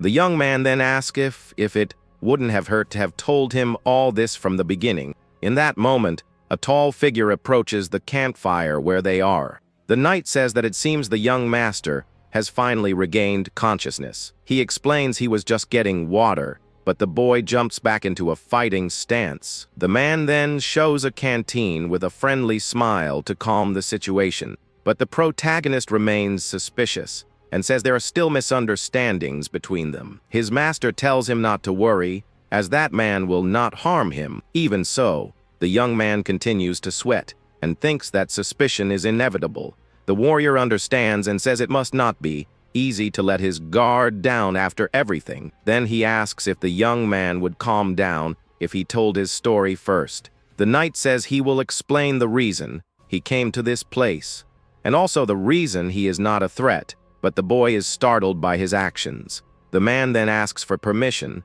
to formally introduce himself to the young master. He takes off his shirt and says his name is Patel, a retired knight and wanderer. Then Patel reveals that he is also a terminal patient on the brink of passing on. He says that even the priests confirmed he has at most 1 month to live. At this, Patel says he is just a sick man waiting for his own end to arrive. Then the warrior asks if the young master can please listen to his story. After the confusion settled down, the two finally had a serious conversation. Unfortunately, unlike his swordsmanship, Mr. Patel was not very good with words. Communication between them was certainly not the easiest at first, but for the protagonist, that awkwardness seemed like unadorned sincerity. In short, Patel left his order of knights to find a place to pass away. The wanderer explains that he didn't want to be a burden to anyone in his final moments.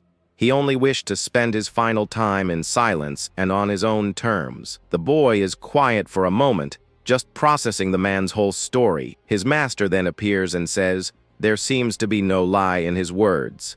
The tutor explains that the knight's mana heart is being consumed by the disease. This illness is advancing slowly and is about to consume his core of power. And the moment the disease finally reaches the warrior's mana heart, the life of that sword wanderer will simply come to its definitive end. With that, Patel extends his hand and asks what the young master thinks of all this. The protagonist looks at the man's hand and remains silent for a moment. Then the blonde boy stands up and asks if this is enough to be his neighbor. He shakes the warrior's hand and finally introduces himself as Arhan. With that, the young man welcomes Mr. Patel and accepts him as his new neighbor. Meanwhile, the boy's master observes the whole scene from afar with a serious expression. The old man seems to be thinking about something important regarding his disciple's future. After the handshake, our hand turns away, and the knight thanks him for his hospitality.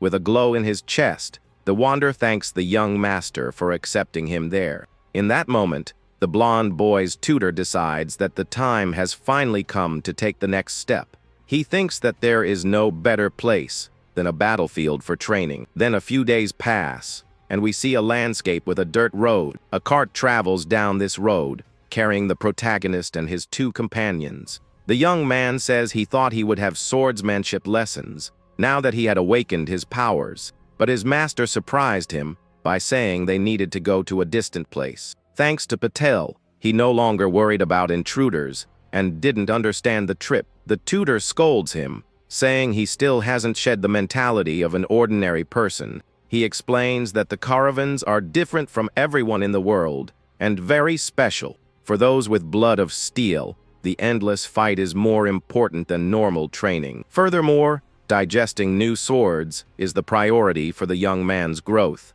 and according to the old man, their current destination is the perfect place for that sort of thing. It is a place where those who only wish to fight, regardless of anything else, gather. A stage for duels of life or demise that, in his time, had a specific name. A place known to all as the legendary and dangerous gladiator arena. The image shows two swords clashing violently in a deadly combat. We see the crowd shouting and cheering with great excitement for the fight. At this, we see from a distance two warriors facing off in the center of a crowded arena. The old man then reveals to the young man that this place is the famous and feared arena. The story begins in the steel city of Firma, a place with a ton of houses built. This place represents the Iron Kingdom, where metalworking is super advanced. You know, it's no exaggeration to say that all the weapons in the entire kingdom are produced in this place. But what really made the city of Firma grow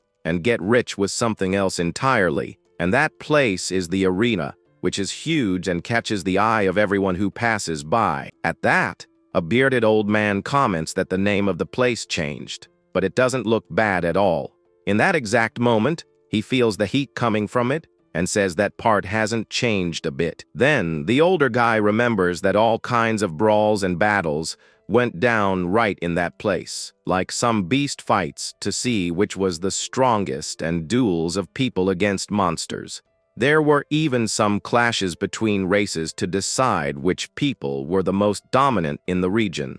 Even though they were all pretty wild, the worst of all were the one-on-one fighting duels. In these fights, warriors with various skills would roll around in the dirt like wild animals. The guys who won would take out the ones who lost and take everything they had. The whole crowd, hyped up by the scent of battle, would throw coins and bet with great enthusiasm. It was a wild city built on the aftermath of countless spilled battles. The blonde boy thinks that if this is true, there's no better place for him to get strong. He imagines that besides gaining XP, he can devour his opponent's weapons. The spirit then calls his relative a fool for thinking something like that now, because if it were that easy, he would have already made the boy eat all the weapons in the junkyard. He would even eat the relics that were left behind by those invading guys. And with a very serious face, the old man says that swallowing weapons without thinking isn't going to happen, because over time, the kid would be overwhelmed by the mixed-up memories of the swords. The most important thing is for him to control the sword, and not the other way around, so he listens. With everything explained, he tells them to head to the super intense fighting arena. A little while later, we see a bunch of people walking toward that same place. One of the guards is very surprised to find out it's Lord Arhan's first time there. A lady at the reception then tells him to go to the fighter registration first. You know, out of nowhere, the kid is surrounded by some fighters who say he can't compete there. Our protagonist then wants to know what they mean by this so-called medal. When he hears this, the spirit with him is totally in shock over the situation. With his eyes wide open, he wonders what the heck that thing was. The ghost then yells that this thing didn't exist in his time, leaving the young man confused. The receptionist gives a smile and asks the boy to get his medal and return to the line. The medal shows the guy's fame and status, and it has a rank system by colors and such. The classifications are black, white, platinum, gold, and also silver. Of course, the medal he ends up receiving is the lowest level one, which is bronze. Holding the item, he comments with a forced little smile that things have changed a lot. The boy pokes fun at the spirit, who shouts that it wasn't supposed to be this way. The ghost says that in the old days, everyone was just thrown into the arena at once to fight. He gets really worked up about the weight classes, but the blonde guy figures out it's all about the money. The young man explains that if it were only life or death fights, there wouldn't be any fighters left. He continues, saying that the good guys should fight each other, just like the newer ones. Looking at the crowd in line, he comes to the conclusion that the times have simply changed. Because of this, the arena became a tourist spot that attracts people from far away, and that's how Firma got rich and became the giant city it is today. Also nowadays, when someone wins a fight, they rarely finish off the loser. The ghost gets super mad about this and asks if this is some kind of play, but he gives up on complaining, says this might be good for the boy in the end, because fighting an enemy of a similar level also teaches its own lessons.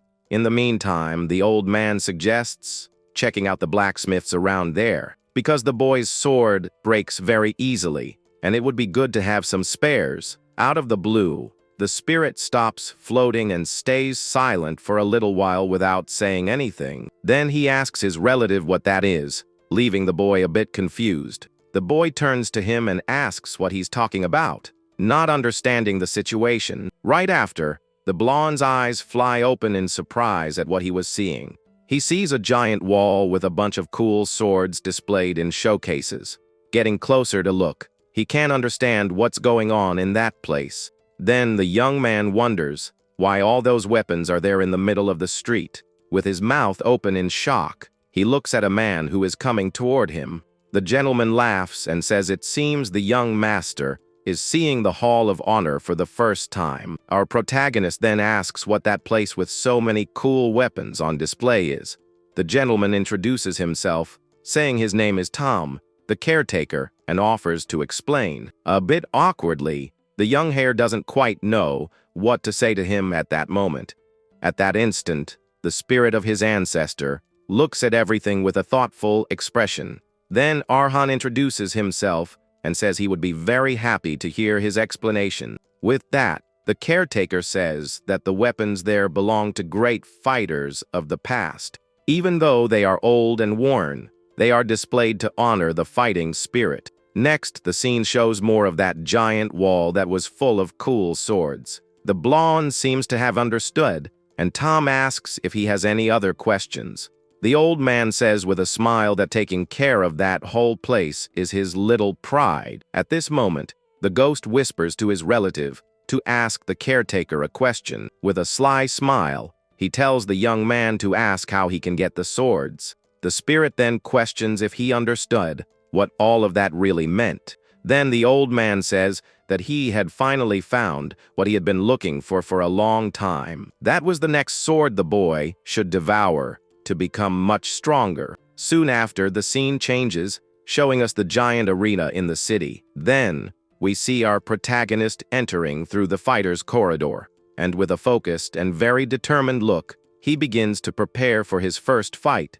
Back to the conversation, Tom confirms that there is a way to get those weapons. He explains that fighters prove their worth and earn the right to have one of them. In other words, every time his medal levels up, he can get a new sword. The caretaker then points to the weapon the young man was looking at earlier with great attention. He advises that it can be taken as soon as the boy manages to reach the silver level. Hearing this, the spirit comments that this haul is a real treasure in itself, because to others they are old weapons, but to the blonde, they are worth much more than gold. Giving a smile, he says that now the boy needs to rank up to get all of them. The young man thinks about stealing everything, but the spirit warns that the caretaker is no ordinary guy. Our hero is confused, as he seemed like a super nice and calm old man. The ancestor explains that the caretaker is actually on another, very high level of power. He is an expert who turns mana into armor to have an absurd defense, Aran is shocked and wonders why a superhuman would want to be a caretaker. The spirit says it's no surprise, since most who reach that level are crazy. Then the old man jokes that stealing from the hall will have to wait a little longer. Although a lot has changed, he figures out that some traditions still remain, like covering one's face to fight just as a warrior, without status or any kind of fame. Protagonist thinks that this isn't bad for him at all, not in the slightest. This way, he can fight without a second thought, against any enemy that comes at him. Out of nowhere, a man in a hut asks what our young warrior's fighting nickname is. Arhan is a bit surprised, but the man says that nobody uses their real name in the arena. So he asks the boy to say the name of greatest pride that will walk alongside him. The boy remembers when he was a child, looking at a sword with his father. They would look at a giant painting of a strong man who seemed to be from the family. Back in the present, he prepares to say what his new fighter name will be. The hooded man waits curiously, wondering where that different name came from. But he says it doesn't matter and wishes that victory may follow his first step in the arena. The young fighter then walks toward the bright light coming from the battle arena. He puts on a mask and introduces himself to everyone using the name Liam in the arena. The camera then pans out and shows the giant circular arena, which is completely empty. A guy in the audience shouts that the bronze level is the weakest there is in that place, and these fights only serve to entertain the crowd between the main duels. Our masked hero notices that there are no cheers or applause for him. On the contrary, he can only hear a lot of heckling and criticism coming from the crowd. A man shouts angrily that he didn't travel all the way there to see something so pathetic. Another guy curses at the fighters and tells them to just meet their end already. The spirit comments that for the weak, only humiliation and contempt remain. He asks if the boy is scared, but the young man says of course he's not. The ghost then tells his young relative to raise his name on the battlefield, for he carries the history and also the honor of his entire Caravan family lineage. With a shining gaze, the masked youth agrees with his ancestor at that moment. That's why he says with all the certainty in the world that he will win the upcoming fight. An announcer then appears and introduces the third match of the day with rookie fighters. He points to the young man, saying he has no name, face, or history in the arena. In a mocking tone, he announces the debut of the baby rookie in the arena, the great Liam, and then he introduces the opponent who has destroyed everyone since he debuted there. He is a rookie who already has a winning streak of 3 consecutive victories in the arena. His name is the giant fighter Tumor, who smiles in a very creepy way at the guy. The announcer dedicates the sacred match to the goddess Lepery, and the fighters face off. The giant makes fun of the boy's name, saying he chose a very pathetic name. He continues, saying the sound is weak and useless, and that it would be a waste to use his sword. Approaching the boy, the big guy decides to make a very strange proposal to him. He tells the young man to take off his ridiculous mask and sword to dance a little. If the boy does that, he promises he will show mercy and spare the boy's life. The blonde reminds him of the rule about not being able to take each other's lives inside the arena. The giant shouts that he doesn't care about rules, and that where he comes from, the defeated don't get to walk away. That's why he finished off the 3 he fought before using just his own hands. He boasts about taking them all down, decisively ending their fights without mercy. Tumor explains that he did this because they ask why he would go so far in a fight. And with a crazy smile, he says it's the winner's privilege in the final show. But he finds the boy so useless that he wouldn't feel any joy in finishing him off. So the brute asks the young man to at least move and entertain the whole crowd. And that would be the price for our masked hero to be able to continue living a bit longer. The announcer gets excited, saying the tension is high and that the fight will be good. With a smile, he tells the 2 fighters to take their positions inside the arena. Without further delay, the announcer starts the match, and the 2 get ready to fight. At this moment, the masked youth says that he also has a proposal to make now. He points his sword at the giant and demands that he take back the insult to his name. If he does that, the boy promises that he will let him have a peaceful and quiet end. The giant is a bit confused for a second by the boy's sheer courage. Soon after, he starts to chuckle at the threat he just heard. Then he explodes into laughter, saying he's dying of fear of the boy. In the audience, everyone makes fun of the young fighter, calling him a tough little kid. Someone asks if he got that name from a book, or if it was from his late father. The giant says that if he heats things up like this, it's hard to go easy on him. Then he gives the boy one last chance to behave and give up on that fight. With a very sadistic smile, the big guy prepares to attack the boy with everything he's got. He swings his giant sword, but the young blonde easily dodges the blow. The boy then demands that his opponent apologize for insulting his name. With a cold look, he repeats his condition for the giant to have a more peaceful end. The big guy is completely shocked and speechless at the whole situation. Filled with rage, he calls the young man a miserable punk and charges at him with hatred. Liam then blocks the heavy blow with his thin sword, generating a giant explosion. Even with the very strong impact, the young man manages to stand firm in the same spot. The giant looks at his hand with a pained expression, not believing what happened. He realizes his hand is bleeding because of the full force of that impact. With his mouth open, he screams in pain and anger over the injury he suffered. The people in the audience are shocked and can't believe what they're seeing. The giant fighter grinds his teeth in pain, not understanding what had happened. The crowd that was mocking him before now shouts in surprise and admiration at the fight. Toomer, still in shock, wonders how all of that was possible. He remembers that the boy was trembling and looked like a complete amateur before the fight started, and he can't understand how that rookie managed to do something like that. Suddenly, he realizes something, and his eyes go wide with so much surprise. Then he wonders if the boy acted that clumsy on purpose. With his eyes shining, Liam asks if he's going to call him a coward because of that. The boy reminds the giant that, as he himself said, this isn't child's play.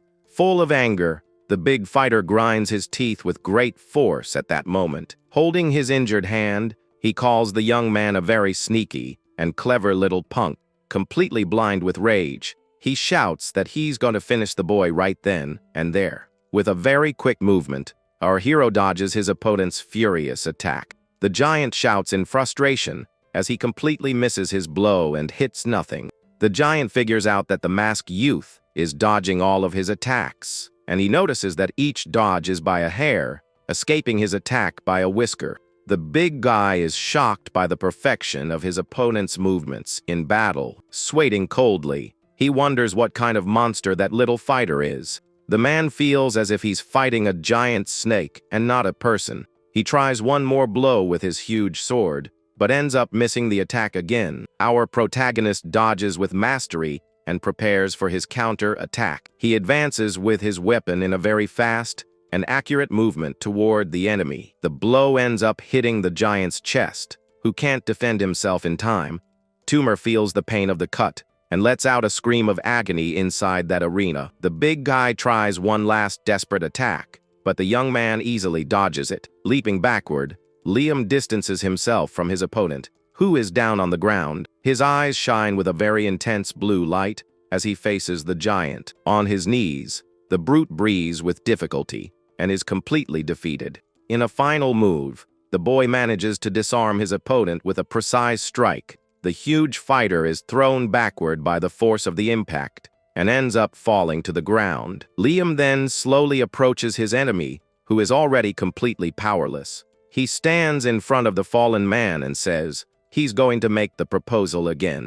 With a very serious tone, he tells the giant to take that ridiculous helmet off his head. With a cold look, the boy then tells the giant to dance a little for him. The ancestor's spirit watches as the narrator and the audience are left in shock. Fallen and injured, Toomer looks at the victorious youth, unable to believe it.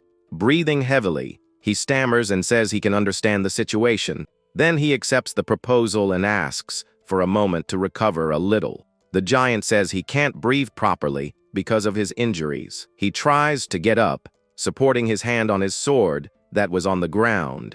In the blink of an eye, the young fighter pierces his opponent's hand in the arena. Next, he also mobilizes the giant's leg with another very quick strike. Tumor grinds his teeth in pain and surprise at the boy's unexpected action.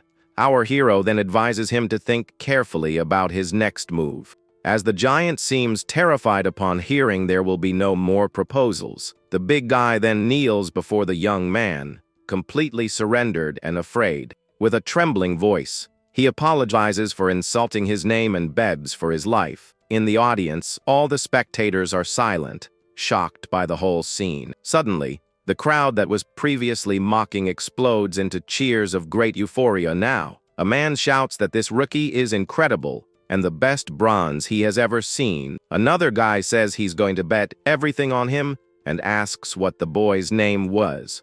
Everyone then shouts the name of the small victorious gladiator, the Great Lion. With his back to the arena, our protagonist hears the crowd shouting his name. From afar, the caretaker Tom smiles and says he felt he was an exceptional guy. He thinks he has made a connection with a fighter who will become very famous soon. But the old man also worries about all the attention he just received, because Tom knows that in that arena, this kind of attention can be very dangerous.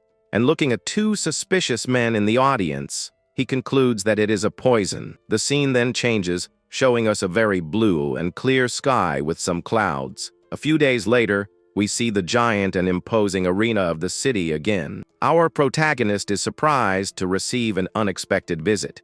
He asks what the lady said, and she repeats it with a smile for the fighter lion. She explains that the arena evaluated him very well after his last fight there. That's why they want to make a proposal for a promotion match to the silver level. The scene then cuts to a man with red eyes, glowing with so much fury. A gang surrounds him and calls him the leader of the Blood Cave, or something like that. Suddenly, the man vanishes in front of them, leaving everyone very confused. In the blink of an eye, one of the men is hit by a blow that takes him out. The others panic when they see their friend on the ground, no longer moving.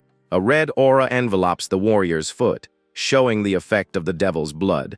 This ability increases his agility, making him extremely fast and lethal. The bandits are frightened because he moves faster than they can see. A blade flies through the air towards another member of that same gang, and so more men fall one after another before the fighter's speed. The gang leader watches his men fall one by one, unable to do anything. He doesn't understand how a barbarian received the divine blessing of the goddess named Elga.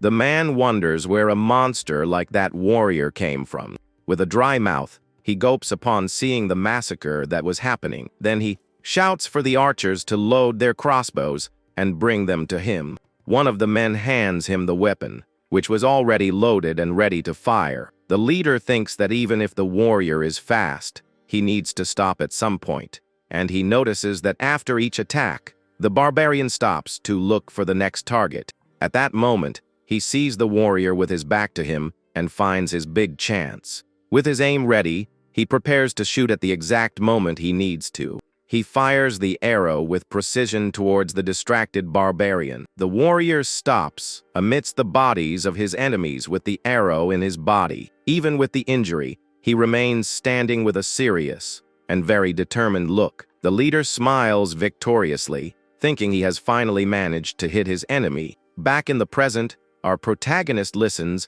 to the proposal with great attention. He remembers that 2 days after his fight against Tumor, he had 3 more battles. Using his sword, he won all of them in a very fast and efficient way. Each victory was achieved rationally and without any hesitation on his part. The lady from the arena smiles and says that the proposal is based on his high evaluation.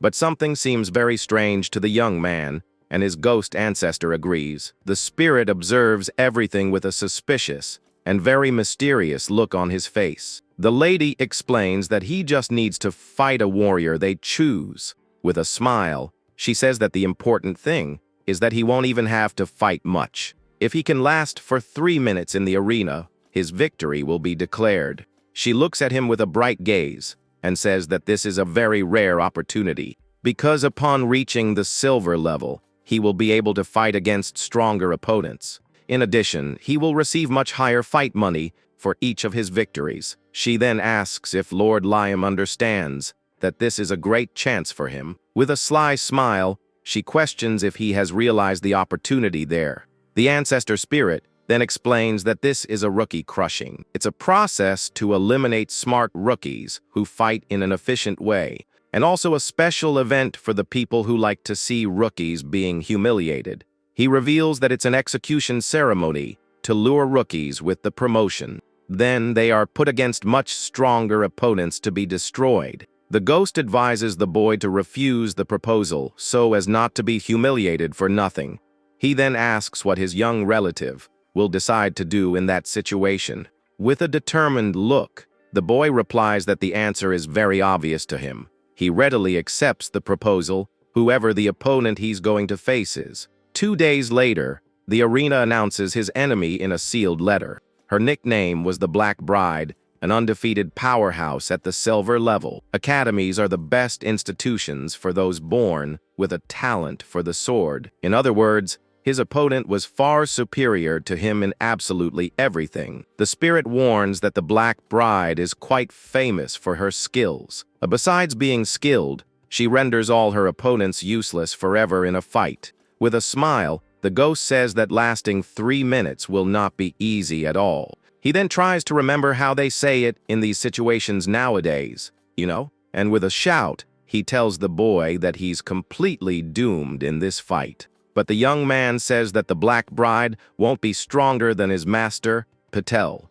because even when sick, he was one of the strongest sword walkers that existed. Patel only used techniques appropriate to the boy's level in order to honor him, but the spirit warns that he can't expect the same mercy from the Black Bride. Sarcastically, the ghost thanks him for being awakened to the terrible reality. The boy thinks that his master never lies about the sword, so he believes it. But he also has his steel mana heart and the memories of the warrior Mali. With determination, he says he has enough to last the 3 minutes in the arena. And with a focused look, he sees a chance to win that difficult fight. A hooded woman appears and introduces herself as the little gladiator named Liam. She removes the hood, revealing herself to be the dreaded Black Bride in person before him. Our protagonist is surprised to see his opponent right there in front of him. With wide eyes, he realizes he couldn't feel her presence, with sweat dripping down his face.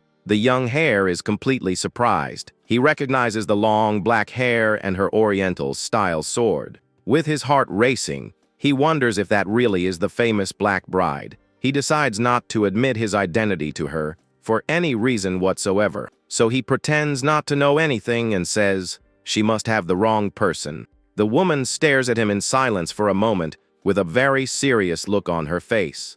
She sighs and says that this is very boring as she holds her sword in her hand. In a swift move, she draws the weapon and attacks the boy by surprise with everything she has. He manages to dodge just barely and is shocked by the speed of her attack. The woman's blade passes inches from his face, almost hitting him squarely. The boy jumps back, still surprised by her attack. With an impatient tone, she tells him not to waste her time. She reveals that she recognized him by his quick reaction and his needle sword. With a piercing gaze, she states that he cannot deceive her eyes. The woman then says he doesn't need to be so suspicious, as she only came to make a proposal. With a cold and direct look, she tells the boy to abandon the match against her. She advises him not to make a foolish decision and to give up on that fight. Then she warns him not to let her ruin his promising future. The young man clenches his fist and asks what she would do if he decided to fight. He challenges her to say what she would do if he didn't give up the match. With her eyes glowing red, she says that then he will pay the price. At night, the caretaker Tom is in the Hall of Honor when he notices he has a visitor. He smiles and wonders who the welcome guest would be at this time of night. As he turns, he sees young Lord Arhan approaching him very slowly. The boy apologizes for visiting so late in Bose to the caretaker. He says he knows it's a bold request, but he needs a favor from him. With his eyes shining, he asks if he could receive a sword from that hall. He clenches his fist and asks what she would do if he decided to fight in the arena. He challenges her to say what she would do if he didn't give up that match. With her eyes glowing red, she says that then he will pay a high price. She states that she shows no mercy to an opponent who faces her with a sword. Then the woman advises him to choose wisely what his next step will be. He stands in the middle of the street, thinking about the threat he just received from her. The spirit says she has a talent too great for the era they live in. For her, the barrier of the sword walker is just a small step to climb. With more luck, she will soon fly to the next realm like a true prodigy. He describes her as a genuine prodigy with bright, white wings. The boy is surprised by the praise coming from his super strict master. He admits that for him, as he is now, the power difference is too great. It's like a fragile bridge over a giant abyss that can't be measured. But even so, something shines in his chest, a light of hope and determination. With a firm look, he declares that he will not give up on that fight no matter what. The spirit watches him with a serious look and reminds him that time will not wait. He tells the young man to hurry, as they need to act as quickly as possible. They need to find his second sword before the great battle that is approaching. Back in the Hall of Honor, he repeats his request to the caretaker named Tom. The old man is surprised and asks what the young lord means by that. Tom is silent for a moment, processing the unexpected request. He then asks if the request is related to his promotion fight. The boy confirms, and the caretaker says the news has already spread everywhere. Tom regrets that the arena played such a bad joke on a young talent. Therefore, he advises the boy to rethink his promotion match. He then tells the story of the Black Bride, a girl from the Eastern continent. She graduated at the top of her class, proving her exceptional talent. And in the arena, she has already surpassed several fighters, becoming a true prodigy. Tom recognizes that Arhan has qualities, but it's not yet his time to face her. He suggests that the boy gain more experience before trying to challenge her. The caretaker guarantees that if he does that, he can have a much brighter fight. The young man thanks him for the sincere advice, but says he still wishes to face her. He admits that his body trembles, just thinking about the overwhelming power she has. With a smile, he says that as a devotee of the goddess Lepri, he cannot avoid a fight out of fear, because that would be betraying his fighter's heart and his faith in the goddess of war. That's why, even shamelessly, he went to the hall to gather some courage, so that in tomorrow's duel, he can receive the spirit of those who fought with glory. He guarantees that if he survives and gets promoted, he can take a memento without any problems, but he won't throw a fit, and if the caretaker doesn't agree, he will understand. The young man admits it's just a selfish desire to gain a little courage. The caretaker observes him with a serious and thoughtful look for a long moment. He turns his back to the boy and remains silent for a few moments. Under the moonlight, he says that by the rules, this shouldn't be allowed. But as the guardian of the fighter's spirits, he cannot ignore his sincerity. With a smile, the old man extends his hand and says he will grant his request. The boy is surprised and worried, but Tom says he has influence in the arena. The caretaker gets emotional seeing such an incredible fighter after so long. With tears in his eyes, he says he gets more emotional with age, and the young man thanks him. The ancestor's spirit watches the scene with a proud and satisfied look. He jokes that his relative has more talent for acting than for using a sword, and if he had followed that career, he would have become a star a long time ago. With the condition met, the caretaker says there is now only one thing left to do. He needs to digest the power of the sword before the big fight that is to come. The next day, the arena is full and ready for the long-awaited battle. The announcer shouts the name of the fight: Little Gladiator versus the Great Black Bride. The Black Bride enters the arena with a veil mysteriously covering her face. With a cold and focused look, she prepares for the combat that is about to begin. Elsewhere, she prepares and asks who this little gladiator is.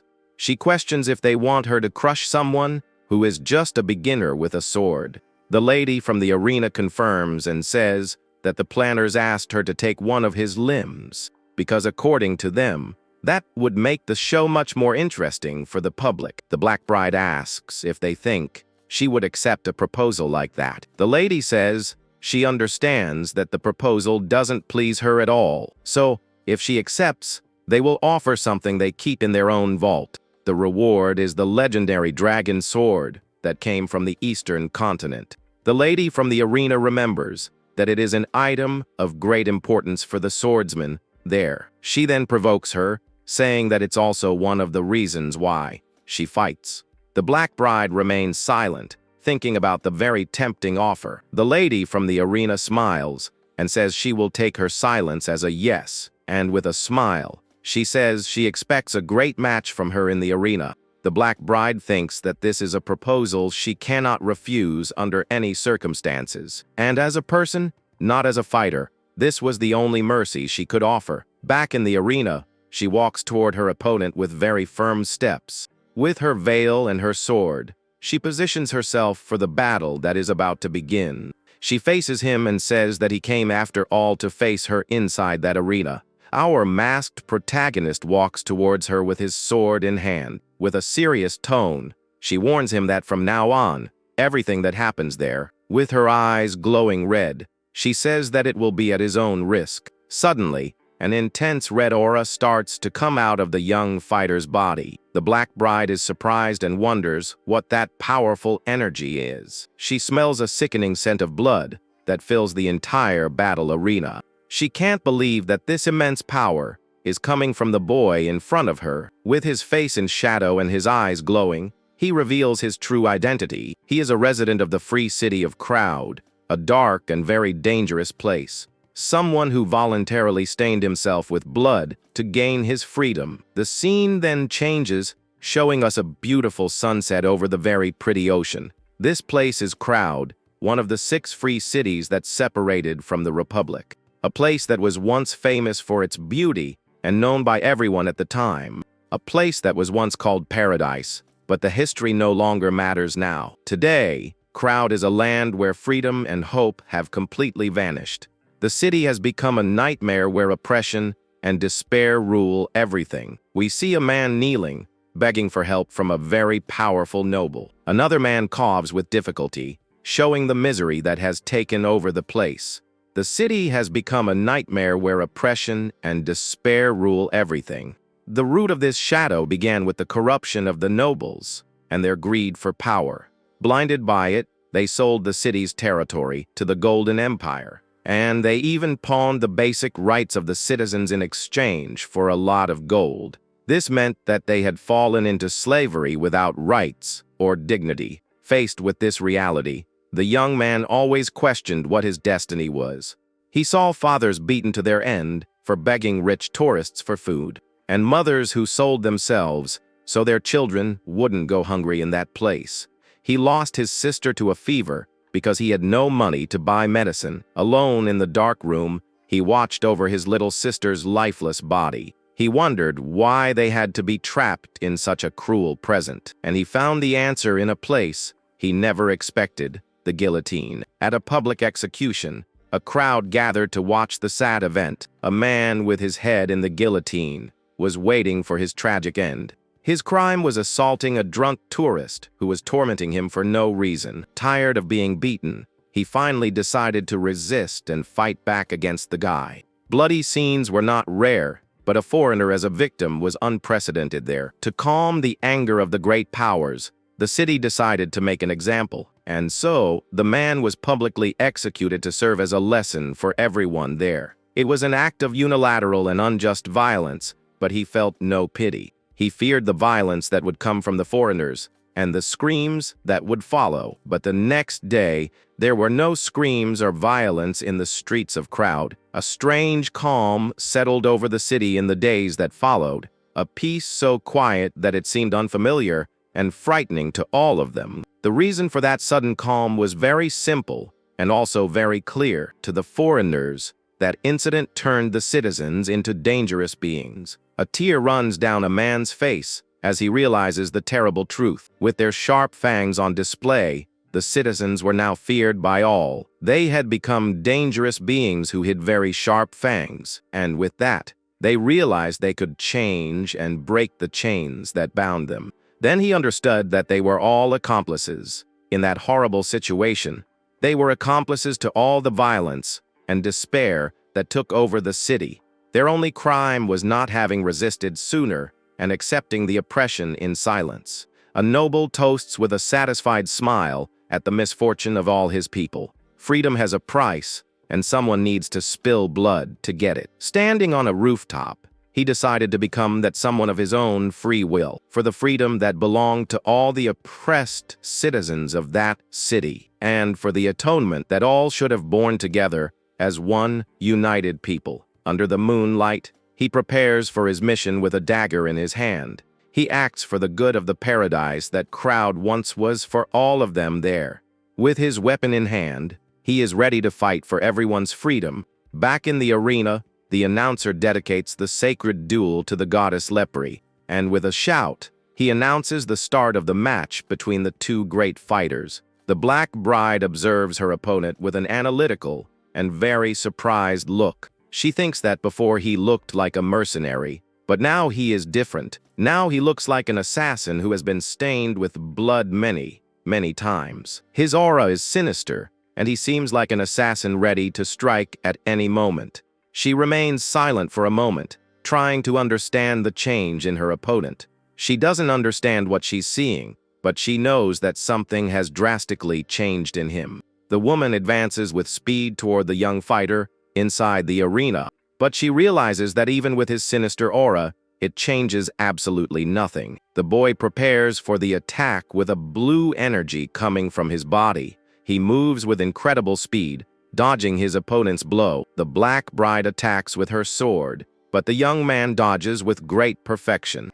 She is shocked to see that he dodged her sword with great ease. She doesn't understand how he managed to react so quickly to her surprise attack. The boy leaps over her with his daggers, ready for his counter-attack. She realizes that he has become a completely different being than he was before. His eyes shine with a new light of power and determination in that arena. With a firm hand on her sword, she prepares for what is to come in the fight. The woman advances with speed toward the young fighter inside the arena. She realizes that even with his sinister aura, it changes absolutely nothing. The boy prepares for the attack with a blue energy coming from his body. He moves with incredible speed, dodging his opponent's blow. The Black Bride smiles and says that even his breathing and movements are those of another person. With sword in hand, he prepares for an intense and challenging confrontation. The woman questions him about his true identity as they face each other. With a firm hand on his sword, the boy concentrates for the next move. The Black Bride attacks with a quick and precise blow towards our hero. The young man dodges with agility, and the two exchange super fast blows. The woman continues her relentless attacks inside the battle arena. She feels as if she's fighting against an assassin and a mercenary at the same time. Her opponent's stance constantly changes, making it difficult for her to read the fight. This makes his movements unpredictable and adds an extreme level of difficulty. She realizes that he surpassed the level of a mere beginner a long time ago. With a gleam in her eyes, she prepares to use all her power in the fight. The masked boy feels the change in his opponent's energy in the arena. With a quick movement, she advances with a new intensity and a new power. In the end, she concludes that all of it is just recklessness on his part. His eyes widen in surprise as he feels the true power of the Black Bride. The boy moves with agility, dodging his opponent's powerful attacks. With a serious look, she says she hopes he still has a few cards up his sleeve. He holds his sword firmly, ready to face the challenge that is to come. The entire arena seems to tremble with the intensity of the ongoing battle. In the audience, a man shouts that it's crazy for a bronze to pressure the Black Bride so much. Another spectator says she is the undefeated gladiator and won't be easily defeated. Crouching, the boy hears the crowd's cheers, encouraging him not to give up. He feels a murderous intent so cold it could freeze his soul. A heavy scent of blood seems to fill the entire place around him. He wonders if this is the world that his master Fang used to always see.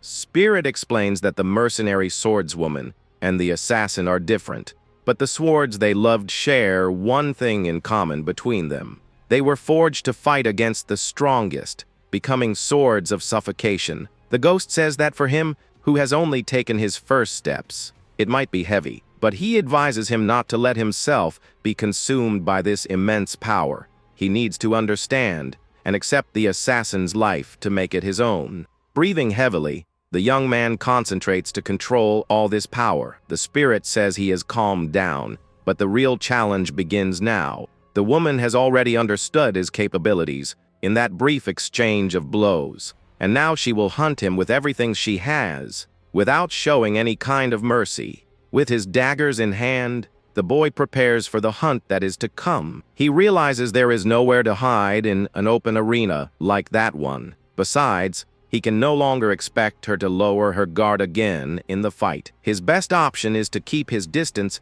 and buy time to survive. The 3-minute limit is a card in his hand, and he needs to use it very well. He runs across the arena, trying to keep his distance from his relentless opponent. But the woman calls him useless and advances with impressive speed. The boy is shocked at how quickly she approaches him in the arena.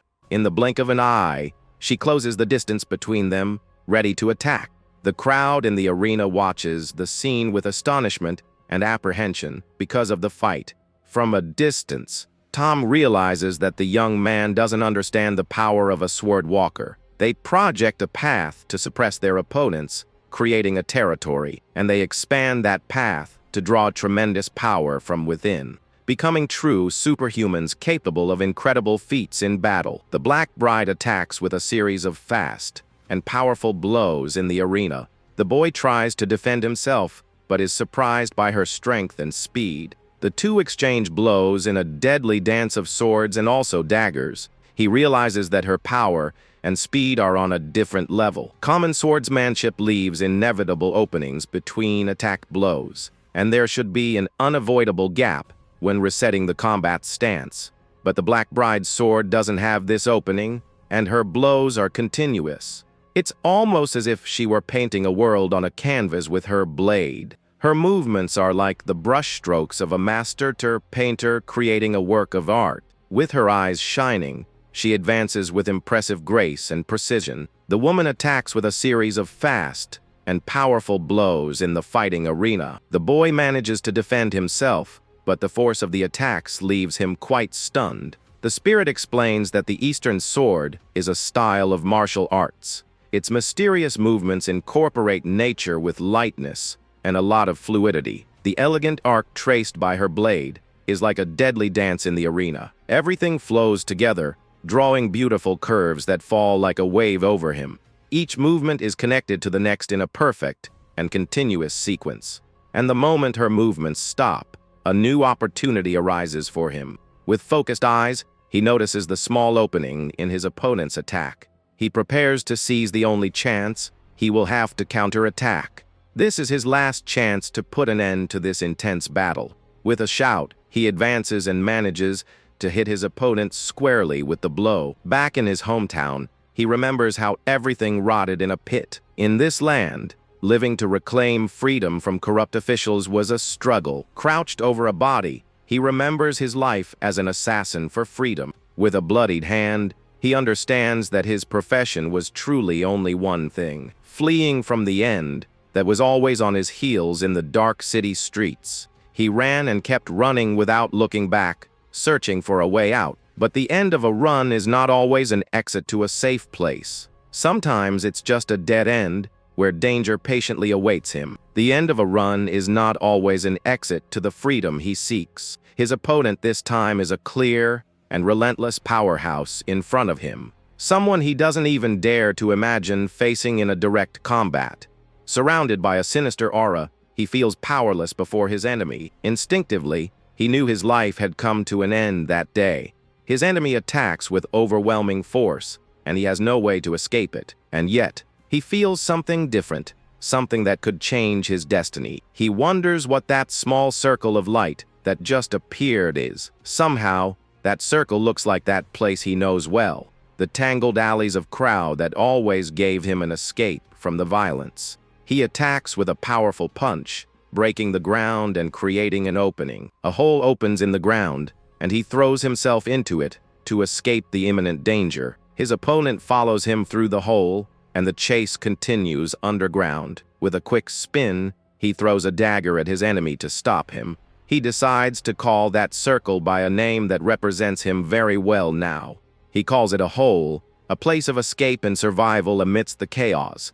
The dagger hits the Black Bride, but she manages to dodge at the last second. The blow grazes her but isn't enough to stop her. It's the talent of a sewer rat that finds a way to live even in the filth.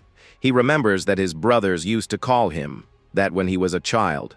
The Black Bride calls him a genius for his ability to escape and survive. A drop of blood drips from her blade after the boy's precise attack. She admits that he managed to escape her path in that decisive second, but she questions him about what he will do now that he's injured and cornered. He realizes she is a much more overwhelming opponent than any other, but the Black Bride not only avoided a fatal injury, but also counter-attacked.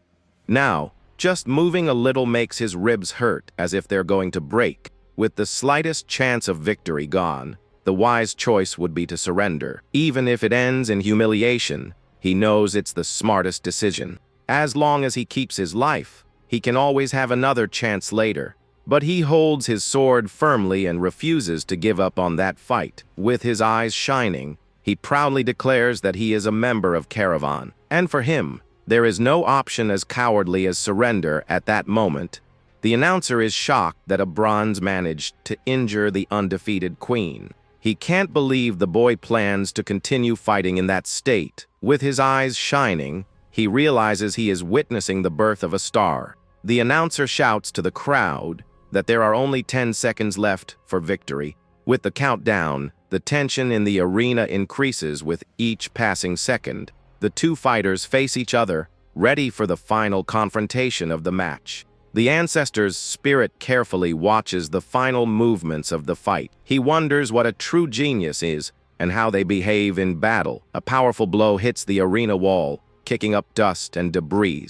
Geniuses are those who find a way, no matter the difficulty. They always find an answer to the impossible challenges they face, and with calm, they can overcome any obstacle that comes their way, leaving their deeds forever engraved in history as great legends. But he laments that his relative's talent does not reach the level of a genius. His body was born frail, and his talent for martial arts is quite mediocre. With clenched teeth, the young man endures the pain and exhaustion of the battle. This is the limit he was born with, and it cannot be easily changed in any way. But there are those in the world who are even more praised than geniuses. Those who shake the world and leave behind great legends to be told. These people are known by all as true heroes of their era. The spirit then calls his relative by his full name, Caravan. Even alone after losing everything, he never gave up or surrendered to despair. Even in a deep pit where light could not reach, he never let go of his sword. With eyes shining with pride, he calls him his beloved relative, and with a shout, he says that his relative has the qualities of a true hero. The boy attacks with a powerful blow that collides with the Black Bride's defense. She observes him with a surprised and admiring look at his sheer determination. The two pull apart and prepare for the final attack of that intense fight. With a furious shout, he declares that his relative has the qualities of a hero. With a bright blue aura, he attacks with all his remaining strength. He wonders if this was how it felt to fight, with all the power he possessed. The young man moves with incredible speed towards his opponent. She comments on the strange way his body moves, as if it were a dance. With a final blow, he hits the Black Bride squarely with his sharp sword. With a victorious smile, he spits blood but doesn't care about the pain he feels. The woman staggers back from the impact of the powerful blow she received. The spirit says he fell a little short, but shouldn't be discouraged by it. The fight ends, and both fall to the ground, exhausted and injured from the battle. The announcer shouts that Liam, the little gladiator, has won the match. With the victory, he is promoted to the silver level under the blessing of the goddess Lepri. The crowd goes wild with the rookie's unexpected victory in the arena. With a bloodied face, the boy looks at his opponent fallen on the ground. The Black Bride stares at him in silence, still surprised by the result of the fight. She thinks that when she picks up a sword, it's hard to hold back and fight calmly. Some call it talent, others madness, but she knows what it really is. It's pure violence, and she hadn't felt so excited in a very long time. With broken daggers and an injured body, she looks at the winner of the fight. Now she is curious about the little gladiator Liam and his great power. A voice calls to her and says that this wasn't what they agreed on, and they can't pay her. Sitting on a throne, a man gives her one last chance to fulfill the agreement. If she wants to receive the promised dragon sword as a reward for everything, with eyes red with fury, he orders her to do it right now. The black bride looks at the boy fallen on the ground and makes her final decision. With a sigh,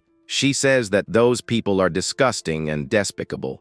She decides it would be better to stay away from that place for a good while. With a quick movement, she uses a teleportation ability and disappears. His eyes widen in surprise as he feels a new presence in the arena. A blue aura envelopes the arena, and the woman reappears elsewhere out of nowhere. She can't believe what she sees and wonders if she's having some kind of hallucination. Suddenly, the ancestor's spirit appears before her, floating in the air. With a smile, the ghost says that this was unexpected for him too. He doesn't know if it's because his relative lost consciousness or for some other reason, but he realizes that the young girl from the east can see him clearly. The spirit explains that in the east, there are rare shamans with strong divine power. He is impressed that she has talent with the sword and in the spiritual world. In her eye, she clearly sees what is known to all as the sword of the heart. This is the mark of a master swordsman that is only achieved at the end of the path. She remembers the legend of Carlos, who reached the pinnacle of swordsman with his power. He earned his title by manifesting 10 swords, but now she sees something different. Before her are not just dozens, but hundreds of swords floating in the air. The number only increases, moving into the thousands of shining blades. The quantity is so large that the swords completely cover the sky around her. With her mouth open, she wonders what kind of powerful being is before her. The ghost says she is not yet ready to receive the answer in her heart, but he guarantees that the girl will one day reach the land where all blades rest. Then, with a smile, the ancestor says he will wait for the day they meet. And before disappearing completely, he calls her by her real name, Seal Yoon. The black bride stands still with an injured shoulder, still processing everything that happened. She remembers an old legend about the kingdom of the sword that reaches the heavens, and thus they reach the land of the immortals, a paradise of pure and complete happiness. Her master used to say he wouldn't regret it if one day his family reunited there. Back in the present, she realizes with wide eyes that the legend was true. With a shocked look, the woman confirms to herself that this place really exists. Then she shouts in awe at what she saw and calls that being the god of the sword. Sometime later, the scene changes, showing us the large arena from the outside. We see a sign with writing on a door that seems to be a recovery room. From inside the room, a female voice calls with a very polite, "Excuse me." Our protagonist is in bed recovering and asks what she means. The woman introduces herself as Seal Yoon and says she wants to follow him to learn more.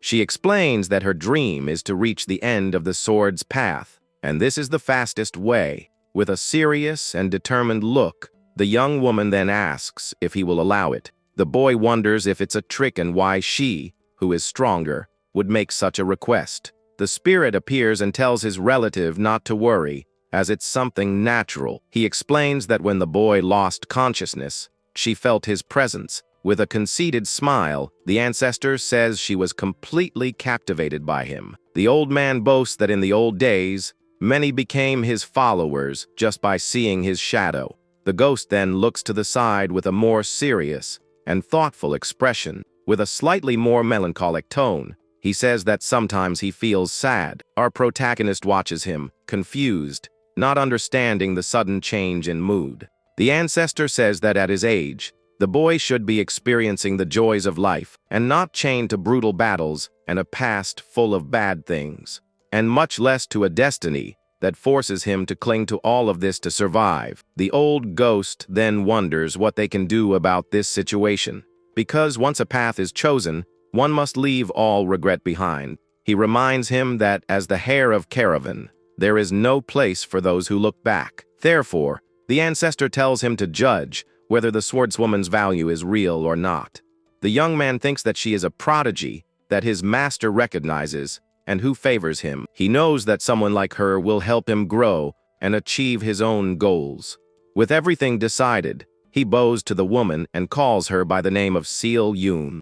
The boy introduces himself as Arhan and says he welcomes her as his journey's neighbor. The woman smiles gently and says she is also looking forward to working with him. And so the scene changes once more, showing us the city's arena from the outside. A short time later, we see the two traveling together in a cart along a road. The boy then says that what he's about to say might sound a little strange to her. He asks her not to misunderstand, but they need to clarify something first. The young man says he has complicated circumstances that he cannot talk about. With a nervous expression, he tells the woman that he cannot be her boyfriend. A completely awkward silence then takes over the cart. He says he knows she doesn't have that intention, but the lives of young people are uncertain. That's why he just wanted to be cautious and ask for her understanding in advance. The woman says it's a reasonable concern, but he doesn't need to worry. With a cold look, she informs him that he is not her type at all. The boy is shocked and speechless, while the spirit laughs at the situation in the background. She explains that she likes tall, muscular men and despises thin, weak ones. The woman says he seems too soft, and that he is not her type at all. With a smile, she then asks if the young boy wants her to keep talking. Embarrassed, the boy says that's enough, and the spirit disappears in shame. Relieved, he says he also wants to ask something as the cart continues its journey. He asks about other neighbors, and she says a knight moved in recently. With a smile, the boy says he's sure she'll get along well with him, because besides being skilled, the knight also has a great personality. The scene then shows the man standing in the middle of a pool of blood and several bodies. With a cold look, he holds an enemy, and the boy describes him as a good person. Sometime later, the two arrive on foot at the territory of the Caravan family. Our protagonist asks if that is all the woman's luggage, and she confirms. She says that a sword and food for one day are enough for her to travel. The young man comments that her luggage has shrunk, but it seems to have grown. And the scene shows us the new daggers he carries attached to his leg. He explains that since his sword was damaged, he took the opportunity to get spares. And luckily, his earnings increased with the promotion, and he could buy armor. The boy praises the quality of everything in Firma, the great city of metallurgy. He sighs about it being expensive, but the spirit tells him not to complain about equipment. Finally, the two arrive at a stone tower, and he says that's where he lives. But as they get closer, they see a large mansion and a bloodied man. The two are shocked, and the boy seems to suddenly remember something important. The man greets them amidst several bodies and calls the young man Master Arhan. Ashamed, he says that some guests arrived and he hasn't cleaned everything up yet.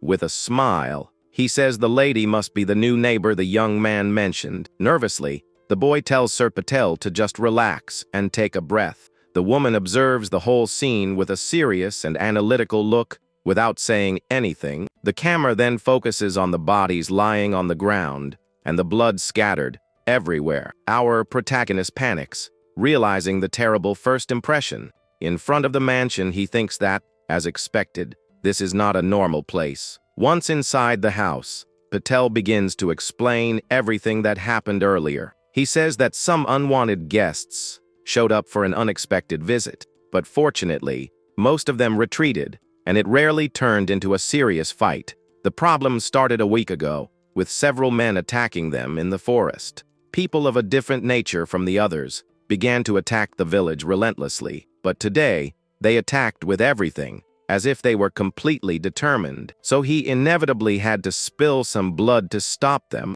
and with the information he gathered, they are definitely not common bandits. They call themselves the Red Wolf Brotherhood, a very intimidating name. The boy comments that the mix of color and animal is like the orders of knights. Patel explains that names like that carry the identity and meaning of the group, and because of that, he finds this whole situation deeply unpleasant, because this is not a tradition that honorless bandits should dare to imitate. This is another reason for them to be cautious, and the young man asks why. He explains that using such a name means the group is very large, or that their leader is so strong that he fears no knight who faces him. The scene shows a strong, tattooed man who seems to look down on everyone. The boy thinks that the more he hears about it, the stranger everything seems. But the spirit thinks that this sounds like a banquet prepared just for him. With a dark smile, the ancestor sees this as a great opportunity, and with his eye glowing, he tells his relative to finish off all those worms. The boy sighs, as his master was quiet, and he was already expecting something like this. He thinks that they even attacked Patel, and now he must face them alone. The spirit says that a body of steel only gets stronger the more it is forged, and this is the best chance for him to digest the power of the Fang, and he guarantees it. If he can do it alone, he can finally extend his own path. Back to the conversation, the three continue sitting in the living room of the large mansion. Patel then says he has a question to ask his young master Arhan. With his eyes shining, the boy asks if he knows where their hideout is. The scene then changes to a mountain range, at night under the light of the bright full moon. At night, some men from the Red Wolf Brotherhood walk through the forest. One of them complains that he'll never understand his commander's strange taste. Another man says this is nothing new, and that his tastes have always been like that. One of them speculates that he must have been interested in the rumors of a dark mage, but his companion says that's just a ghost village falling to pieces. He complains that he wants to go back to the last village because there was no place like it. Thanks to the commander who eliminated the men, they could have fun with the woman. With a wicked smile, he says that if they had stayed there, he'd have 10 wives by now. Sticking his tongue out, he says that just thinking about it gets him all excited. He complains about the boring place and says he's at his limit since he hasn't seen a woman in a long time. Suddenly, a red liquid splashes through the air in a swift and fatal motion. Our hero appears with a blue glow in his eyes and eliminates one of the bandits. Another man calls out to him and asks why he stopped talking mid-sentence. The boy turns the torch and doesn't understand what his companion is trying to say. As he turns, he sees the hooded boy in the midst of his friends' bodies. With a shocked and scared look, he is left speechless by the scene before him. Completely terrified, he screams, wondering what the heck that is. In the blink of an eye, the young man hits his leg with a quick and precise strike. The man falls to the ground, screaming in pain, not understanding where the fatal attack came from. He tries to react, but it's too late to do anything against the boy. The sole survivor is shocked by the speed and wonders if he is the so-called mage. A blade is placed at his neck, and our hooded protagonist faces him. The young man criticizes him for announcing his position with torches and not being ready for an ambush. With his eye glowing, he says the subordinates are nothing special, and so he eliminates another one of the bandits without any hesitation or mercy. The man screams in pain as the boy watches him with a cold and distant look. With his hand on the enemy's mouth, he tells the man to swallow his screams of pain because he has no desire to hear the desperate cries of a piece of trash. With tears in his eyes, the bandit realizes that he's not a mage, but a boy. Our hero asks why a brat would have eyes like those on his face, and with a cold voice, he tells the man to cooperate if he wants to keep his ankles. Back at the mansion, Patel asks in shock if he really asked for the hideout. The young man confirms and says that knowing their fighting style and habits would be better. With a worried look, Patel asks if he plans to finish them all off by himself. The boy remains silent, confirming his intentions to his friend's astonishment. Patel slams the table and shouts at him not to be foolish and do something so dangerous. He says that if they attack, the best option is to defend the place with all their might, and since they insulted the honor of the knights, an order will move to eliminate them. Furious, he says there's no reason for the young man to risk his life, and starts to cough. The man coughs hard, worrying the boy, and the woman who watch him in the room. Worried, the young man asks him to calm down and offers to help him up. Patel says he knows how important the village is, but those men are not ordinary, and they surely must have some trick hidden up their sleeve to use later. Our protagonist apologizes but says that this is a promise he cannot make. Meanwhile, in the forest, the young hero observes the body of one of the bandits. With the hood covering his face, he prepares for what is to come in the darkness. The ancestor's spirit watches his relative with an attentive and serious look. He comments that it seems the boy has already gotten used to the laws of the Iron Kingdom. With a quick movement, the young man summons a blue energy from his hand for the battle. He says he just doesn't plan on leaving any loose ends behind on his mission. The ghost then asks if he's sure that's okay, because if the information is correct, their leader is no ordinary bandit. Among the knights, he is called a runaway dog, a deserter knight. With a dark look, the spirit reveals that the leader is a sword walker. The boy says he has already lost to a walker twice and knows the danger he's in. The ancestor asks if that's a problem, but the young man smiles confidently. He extends his hand and prepares to face the challenge that is to come. With a determined look, he says of course not and advances into battle. The next day, we see a bloodstain on a clean, white cloth. The scene then cuts to Seal Yoon, who is lying on a sofa, resting. She remembers her old master lying in bed, pale and very sick. He says that young Patel will be her bodyguard because everyone trusts him. With a smile, he says that a knight who never betrays and is dedicated is incredible. And with a serious look, he asks the boy to stay by his side and protect them. Patel wakes up from a nightmare, sweating coldly as if reliving a bad moment. With his eyes wide, he awakens from his sleep to the voice of the woman beside him. The young woman calls him and says they have guests arriving at their mansion now. With a hand on his head, he complains that of all times, his body is like this. She says it wouldn't make a difference, and he asks, confused, what she means. Suddenly, a banner with an elephant appears in front of their mansion. A group of mounted knights quickly approaches the large house. The knights stop their horses and prepare to question the two. The man who seems to be the leader asks the two, with a serious and firm look. He says they are looking for a runaway dog that is in the region. Vice, Captain Macon of the Order of the Yellow Elephant asks if they know anything. Patel and the woman find themselves surrounded by the knights and their imposing presence. He then says that is all he knows about the Red Wolves, and he asks if they came all this way just to finish off that group. The vice captain confirms and says that news of the dog being on the border arrived. Furthermore, he had the audacity to call his group the Red Wolves and tarnish their honor. But the knight says that their information is not particularly useful at the moment, because besides somewhere in the hills, they don't know their base or their size. Patel apologizes for not being of more help and observes the knights. The vice captain stares at him and says his face is familiar, but a little different. The woman turns her face to the side, looking a bit uncomfortable with the situation. The knight then remembers Patel's name and stares at him with a very serious look. With a wicked smile, he says he remembers him as a famous sword walker. He was a model of an honorable and just knight, known as Patel the Green Stag. But with a mocking smile, he provokes him for being abandoned after falling ill.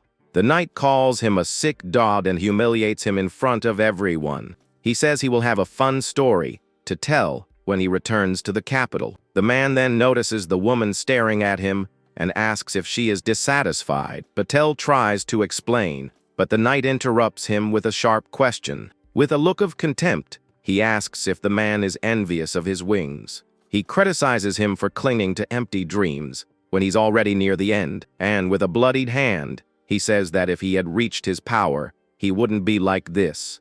The knight says it's time for him to accept that he was never chosen by fate, and with a cold look, he advises him to stop playing the victim and accept it. Suddenly, the woman moves to attack, but Petal stops her with a hand on her arm. He calls her by name and tells her not to do anything rash at that moment, because she knows that in this kingdom, power is the law, and she says she'll be fine. The vice captain mocks him, saying he's a dedicated and lucky caretaker. Satisfied with the humiliation, he says he had his fun and that it's time to go. He orders his troop to advance to hunt the runaway dog in the mountains. And so the knights depart, leaving Patel and the woman behind at the mansion. Elsewhere, we see our protagonist with an aura of fire around him. Patel remains silent, watching the knights distance themselves in the darkness. With a hand on his forehead, he sighs and says he is a stubborn man to the end. Suddenly, he realizes something and wonders where young Master Arhan is. He notes that with all the noise in front of the mansion, he should have come out. The woman also notices the boy's absence and remains silent with a serious look. With wide eyes, Patel realizes what happened and is completely shocked. He screams in desperation upon realizing the young man went to the bandits' den. Elsewhere, a torch burns on a rainy night, and a man complains about his luck. One of the lookouts complains about being on guard duty on a dark night like this one. He yawns and sees his companions returning tired from the night patrol. Suddenly, one of them approaches silently, and the lookout doesn't understand what he sees. He asks why the man is walking without a torch and alone in the darkness. The man begs for his life and says he did what he was told and led him there. But before he can finish the sentence, a blade hits him squarely in the face. The lookout then falls to the ground, lifeless, from a deep cut to his neck. The other lookout looks at his companion's body, and then at the assassin. With a single spear thrust, our hero eliminates the two remaining lookouts. Their bodies fall to the ground without any chance to react to the surprise attack. The boy thinks that with each moment, he becomes more convinced of his previous choice.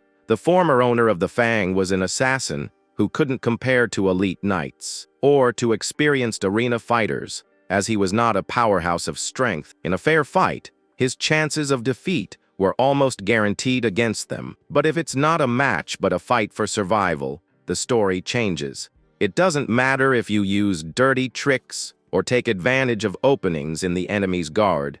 We see several men fallen on the ground after being surprised by the assassin. With a dagger in hand, the young man prepares to eliminate everyone in his path. He approaches a large tent that seems to be the center of the camp. Carefully, he enters the place without making any noise so as not to be noticed. The rule is simple: whoever gets the other's throat first is the one left standing. An assassin dedicates himself only to this and never takes success for granted. He always plans his victories under the assumption that he might fail, and this way of fighting is perfect for someone who doubts everything, like the boy. A man with a headache from drinking too much tries to recover from the effect. Suddenly, a dagger hits his forehead in a swift and very silent blow.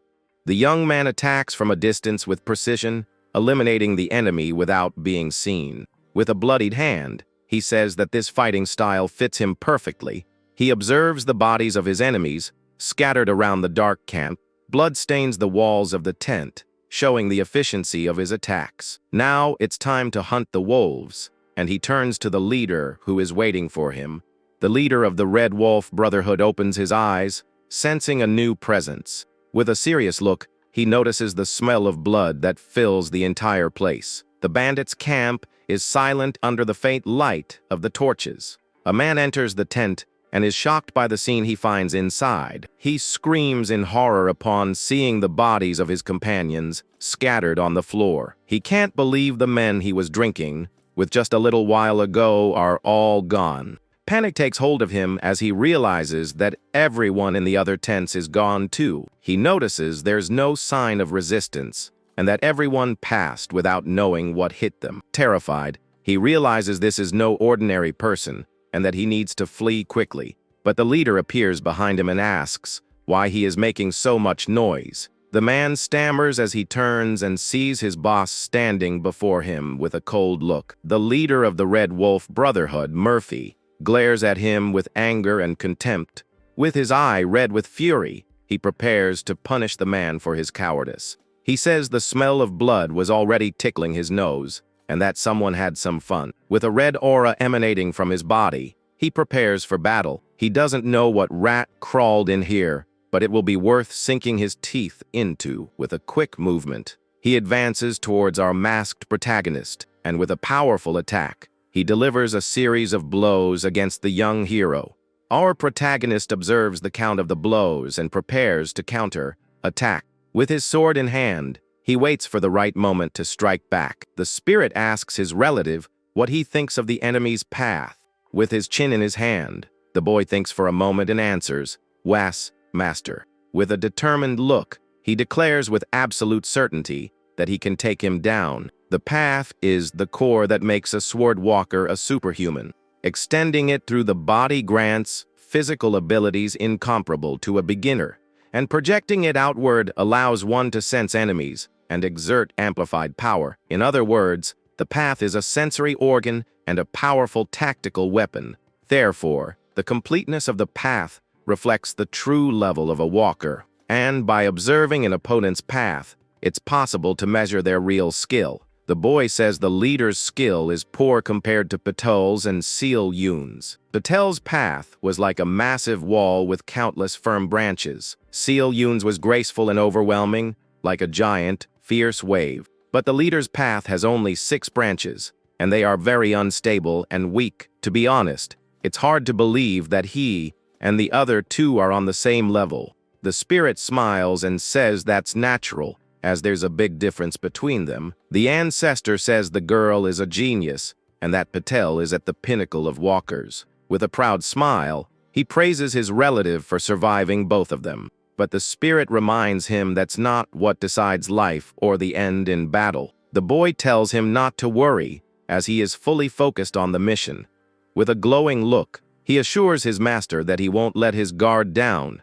In the main tent, Murphy sits with a serious and imposing expression. One of his men stammers and asks what they should do in this situation. With his face sweating in fear, he says the rumors about the mage seem to be true, but the leader shouts for him to shut up and get down before he splits him in 2. With a furious look, he calls them a bunch of useless bums and pieces of trash. The men tremble in fear before their boss's fury and intimidating presence.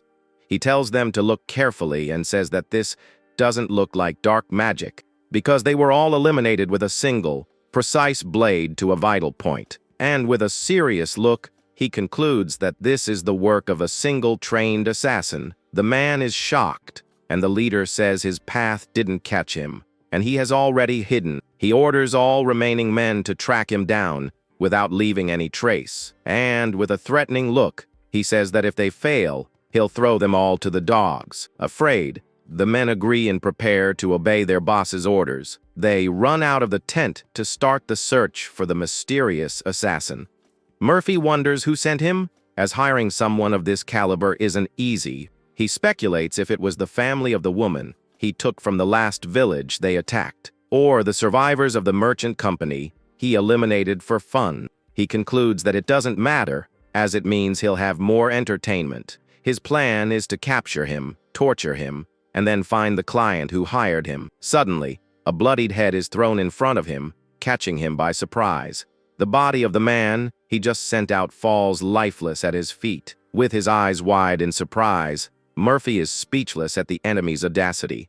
In a swift move, he stands up and prepares for the combat that is to come. The leader charges furiously at the assassin who invaded his camp, but he soon realizes that the 2 men who went after him are also gone. He wonders when exactly that happened and becomes even more furious. Furthermore, he notices that the entire camp is in complete darkness. All the bonfires and torches have been extinguished, leaving the place in total blackness. He shouts in rage, calling the young assassin a sneaky little rat. Suddenly, he sees a bright light and turns to face his opponent. A red eye glows in the darkness, revealing the presence of his enemy. Murphy advances with a powerful attack, but is surprised by the boy's speed. The young man moves like a shadow in the darkness, easily dodging the blow. He narrowly dodges the attack and prepares for his counter-attack. With a precise movement, he hits the leader's arm with his sharp sword.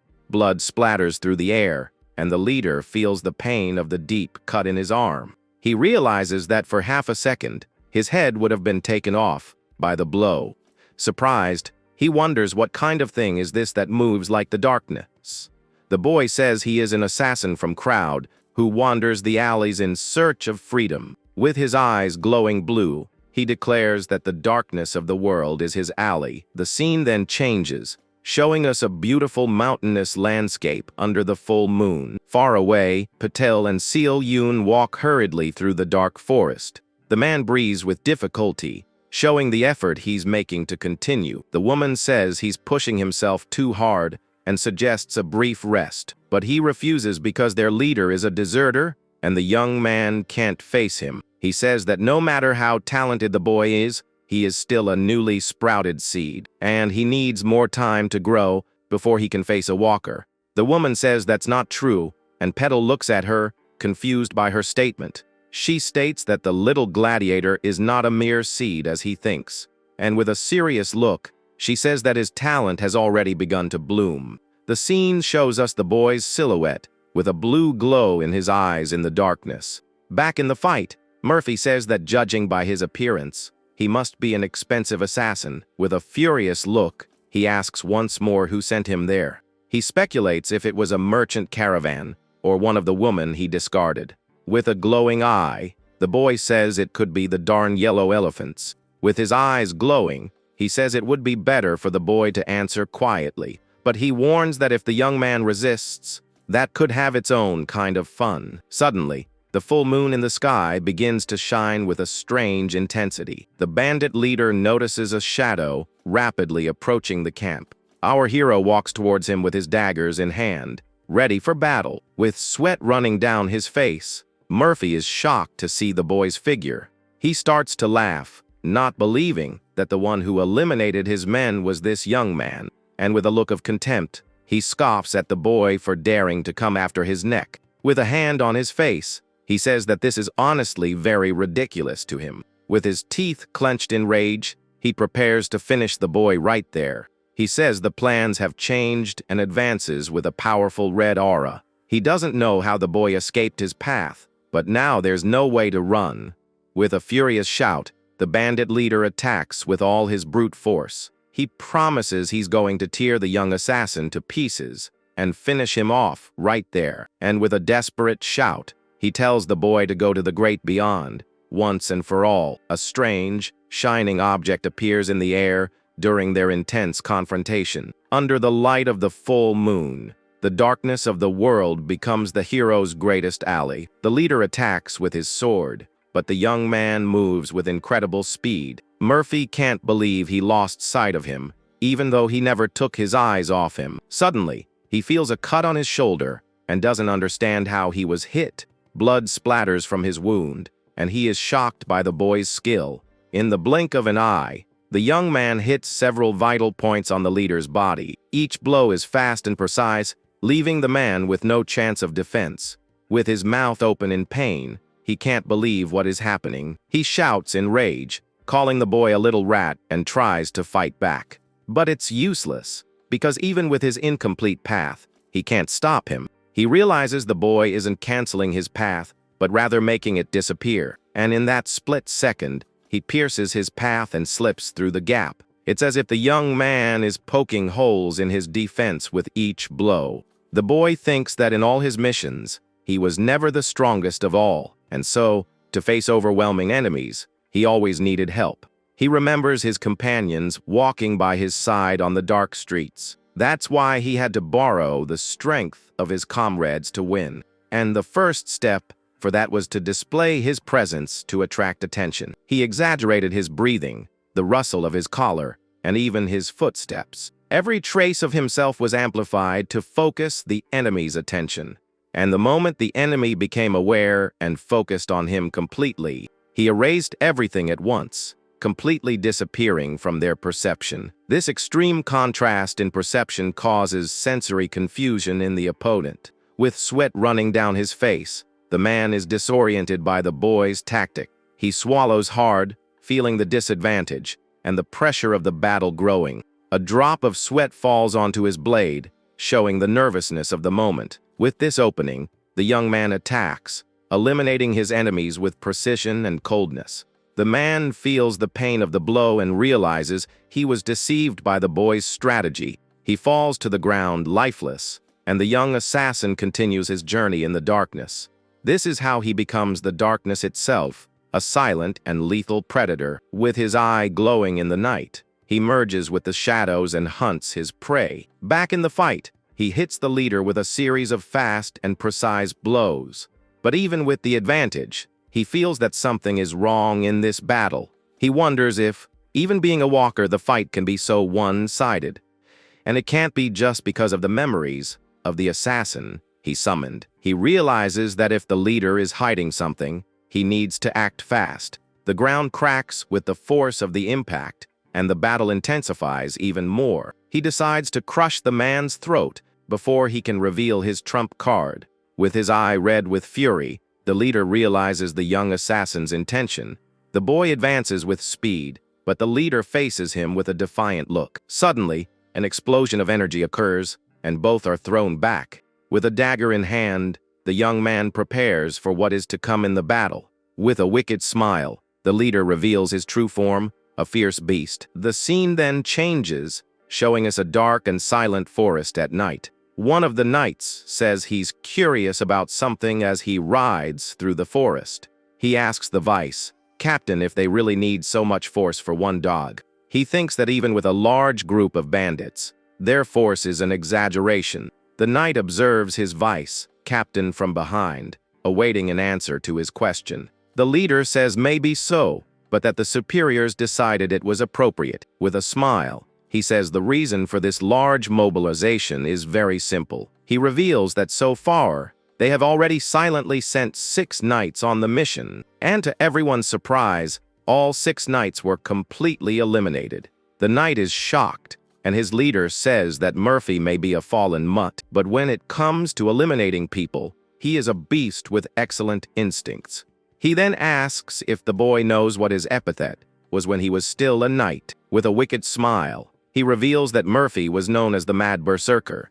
It's said that he once caught a fatal blow from an assassin with his own teeth. The boy wonders what kind of monster has a bite force like that. Back in the fight, the leader bites the young man's blade with impressive force. Our protagonist is shocked by the strength and savagery of his opponent. With a powerful attack, the bandit leader delivers a series of violent blows. The boy defends himself as best he can, but the enemy's strength is overwhelming and hits him. The ground cracks with the intensity of the attacks, and the battle becomes even fiercer. Our hero realizes that the power and speed of his attacks are different. He thinks that if he hadn't dodged that blow, he would have been split in 2. The leader advances with a red aura emanating from his body and attacks with fury. With clenched teeth, the young man prepares to block the powerful blow. The impact is so strong that the ground around them shatters into pieces instantly.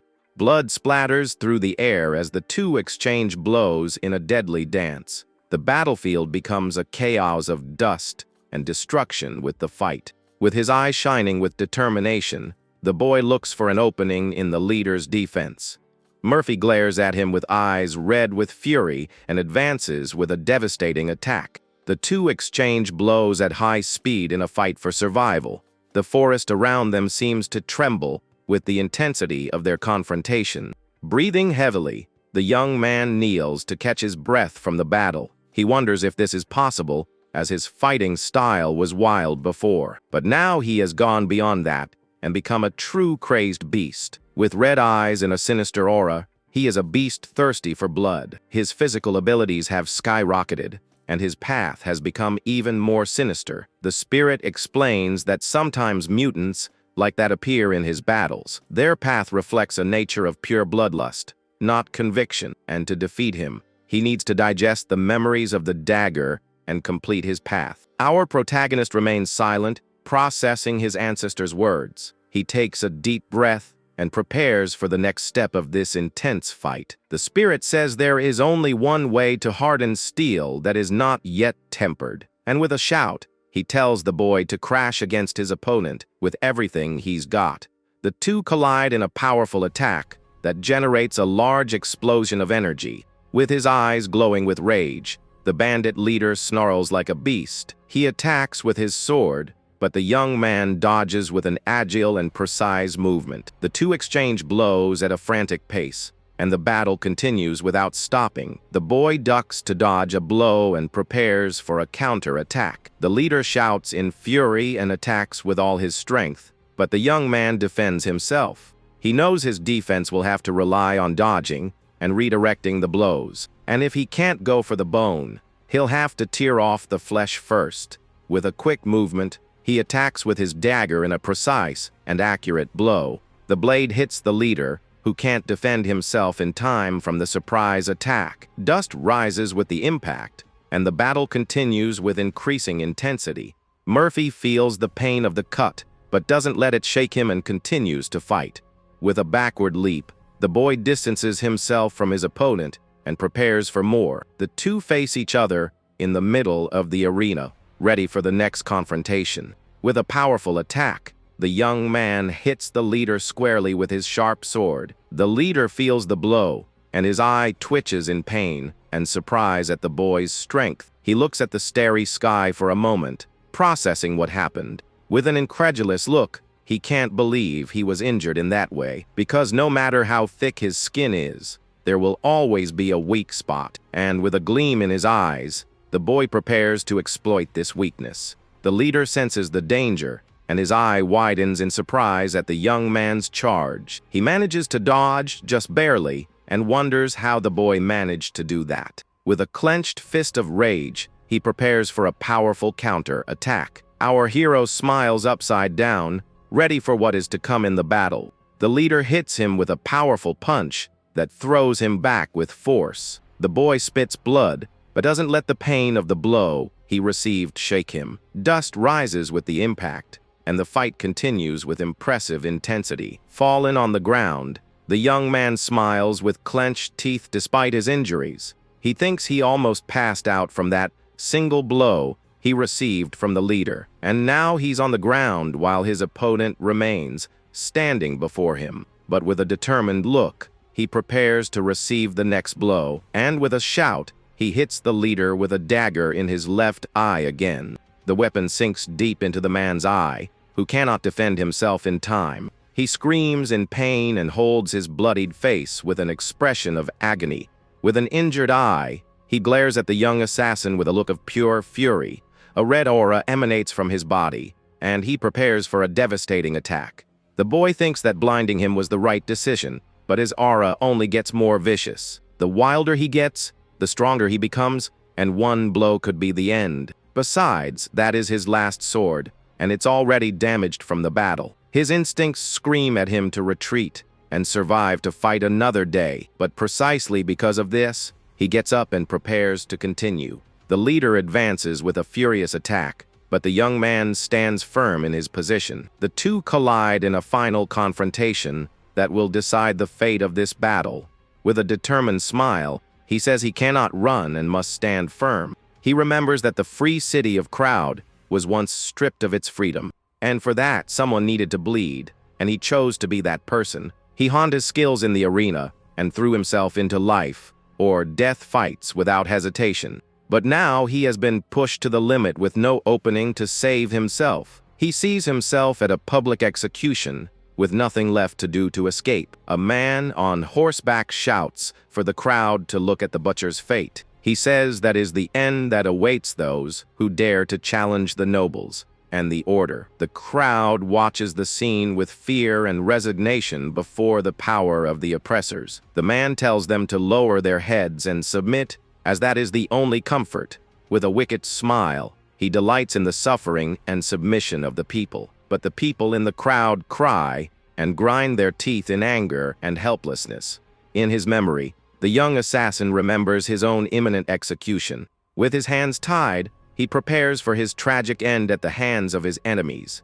He remembers how he was captured and taken to his hopeless fate. He sighs and accepts that there is nothing more he can do to save himself, and yet, something happens, and a sword appears to cut his bonds. He falls to the ground, surprised and confused by the unexpected turn of events. With a determined look, he gets up and says he can't let it end like this. With a shout of fury, he he prepares to fight against his oppressors. He doesn't fear meeting his end in an alley or being crushed into dust in battle. But being crushed by power without lifting a finger is something he will never accept. He must become the resisting darkness to ignite the flame of freedom. He shouts to the citizens of Crowd not to bow their heads before oppression, and with his sword in hand, he urges them to show the world their will to fight. The people in the crowd watch him with a new light of hope in their eyes. He tells them to fight if they try to take their rights or insult them again. The men in the crowd prepare for battle with weapons in hand, ready to fight. With a quick movement, he attacks the guards, and the rebellion begins in the city. He shouts that Crowd no longer lives up to the name of Free City, and everyone knows it. The people watch the scene with a mix of fear and admiration for his courage. The battle spreads through the city streets, and the fight for freedom begins. With a shout, he tells the people not to look away from the truth before them, and with all his strength, he urges them not to submit to tyranny any longer. With a final blow, he eliminates another of his enemies in the fight for freedom. He shouts that even lost in a dense fog, seeing nothing in front of him, one must keep walking forward without looking back or giving up. And everything he did in that place, with his sacrifice and his constant struggle. The people in the crowd watch the scene with a mix of fear and admiration. With clenched fists, he prepares for his tragic end at the hands of his enemies. The men in the crowd look at him with a new light of hope in their eyes. He sees himself at a public execution with nothing left to do to escape. With a bloodied arm, he remembers his companions supporting him, and with a determined look, he says that all of this is for just one thing. With a sigh, he reveals that his fight is for the freedom of his oppressed people. The people hold him tightly, showing their support and new determination. They surround him, ready to fight by his side for the cause he defends. With clenched teeth, one of the men prepares for the battle to come. The entire crowd shouts in unison for the freedom that was taken from them. With raised fists, they unite in a chorus of hope and resistance. And even wounded, they continue to fight with all their strength and courage. The noble who oppressed them is shocked and speechless at the people's rebellion. With blood gushing, they shout for the freedom they so desire to reclaim. With a serene look, he watches the awakening of his people with a sense of accomplishment. And with a smile, he confirms that this is the true face of his city, Crowd. The scene then changes, showing us a beautiful view of the city under the sunlight. Back in the fight, the bandit leader advances with a powerful red aura. Our protagonist faces him with a dark energy emanating from his body. With eyes red with fury, Murphy attacks with all his brute force. The boy prepares for the confrontation with a blue aura and says to the darkness, with an intense blue glow, he promises that he will carry on the will he left behind. With a powerful attack, he delivers a series of blows against the bandit leader. Murphy is shocked and cannot believe what is happening in front of him. He realizes with horror that his path has been completely shattered by the attack. With a glowing eye, the boy hits him squarely, and the fang is fully assimilated.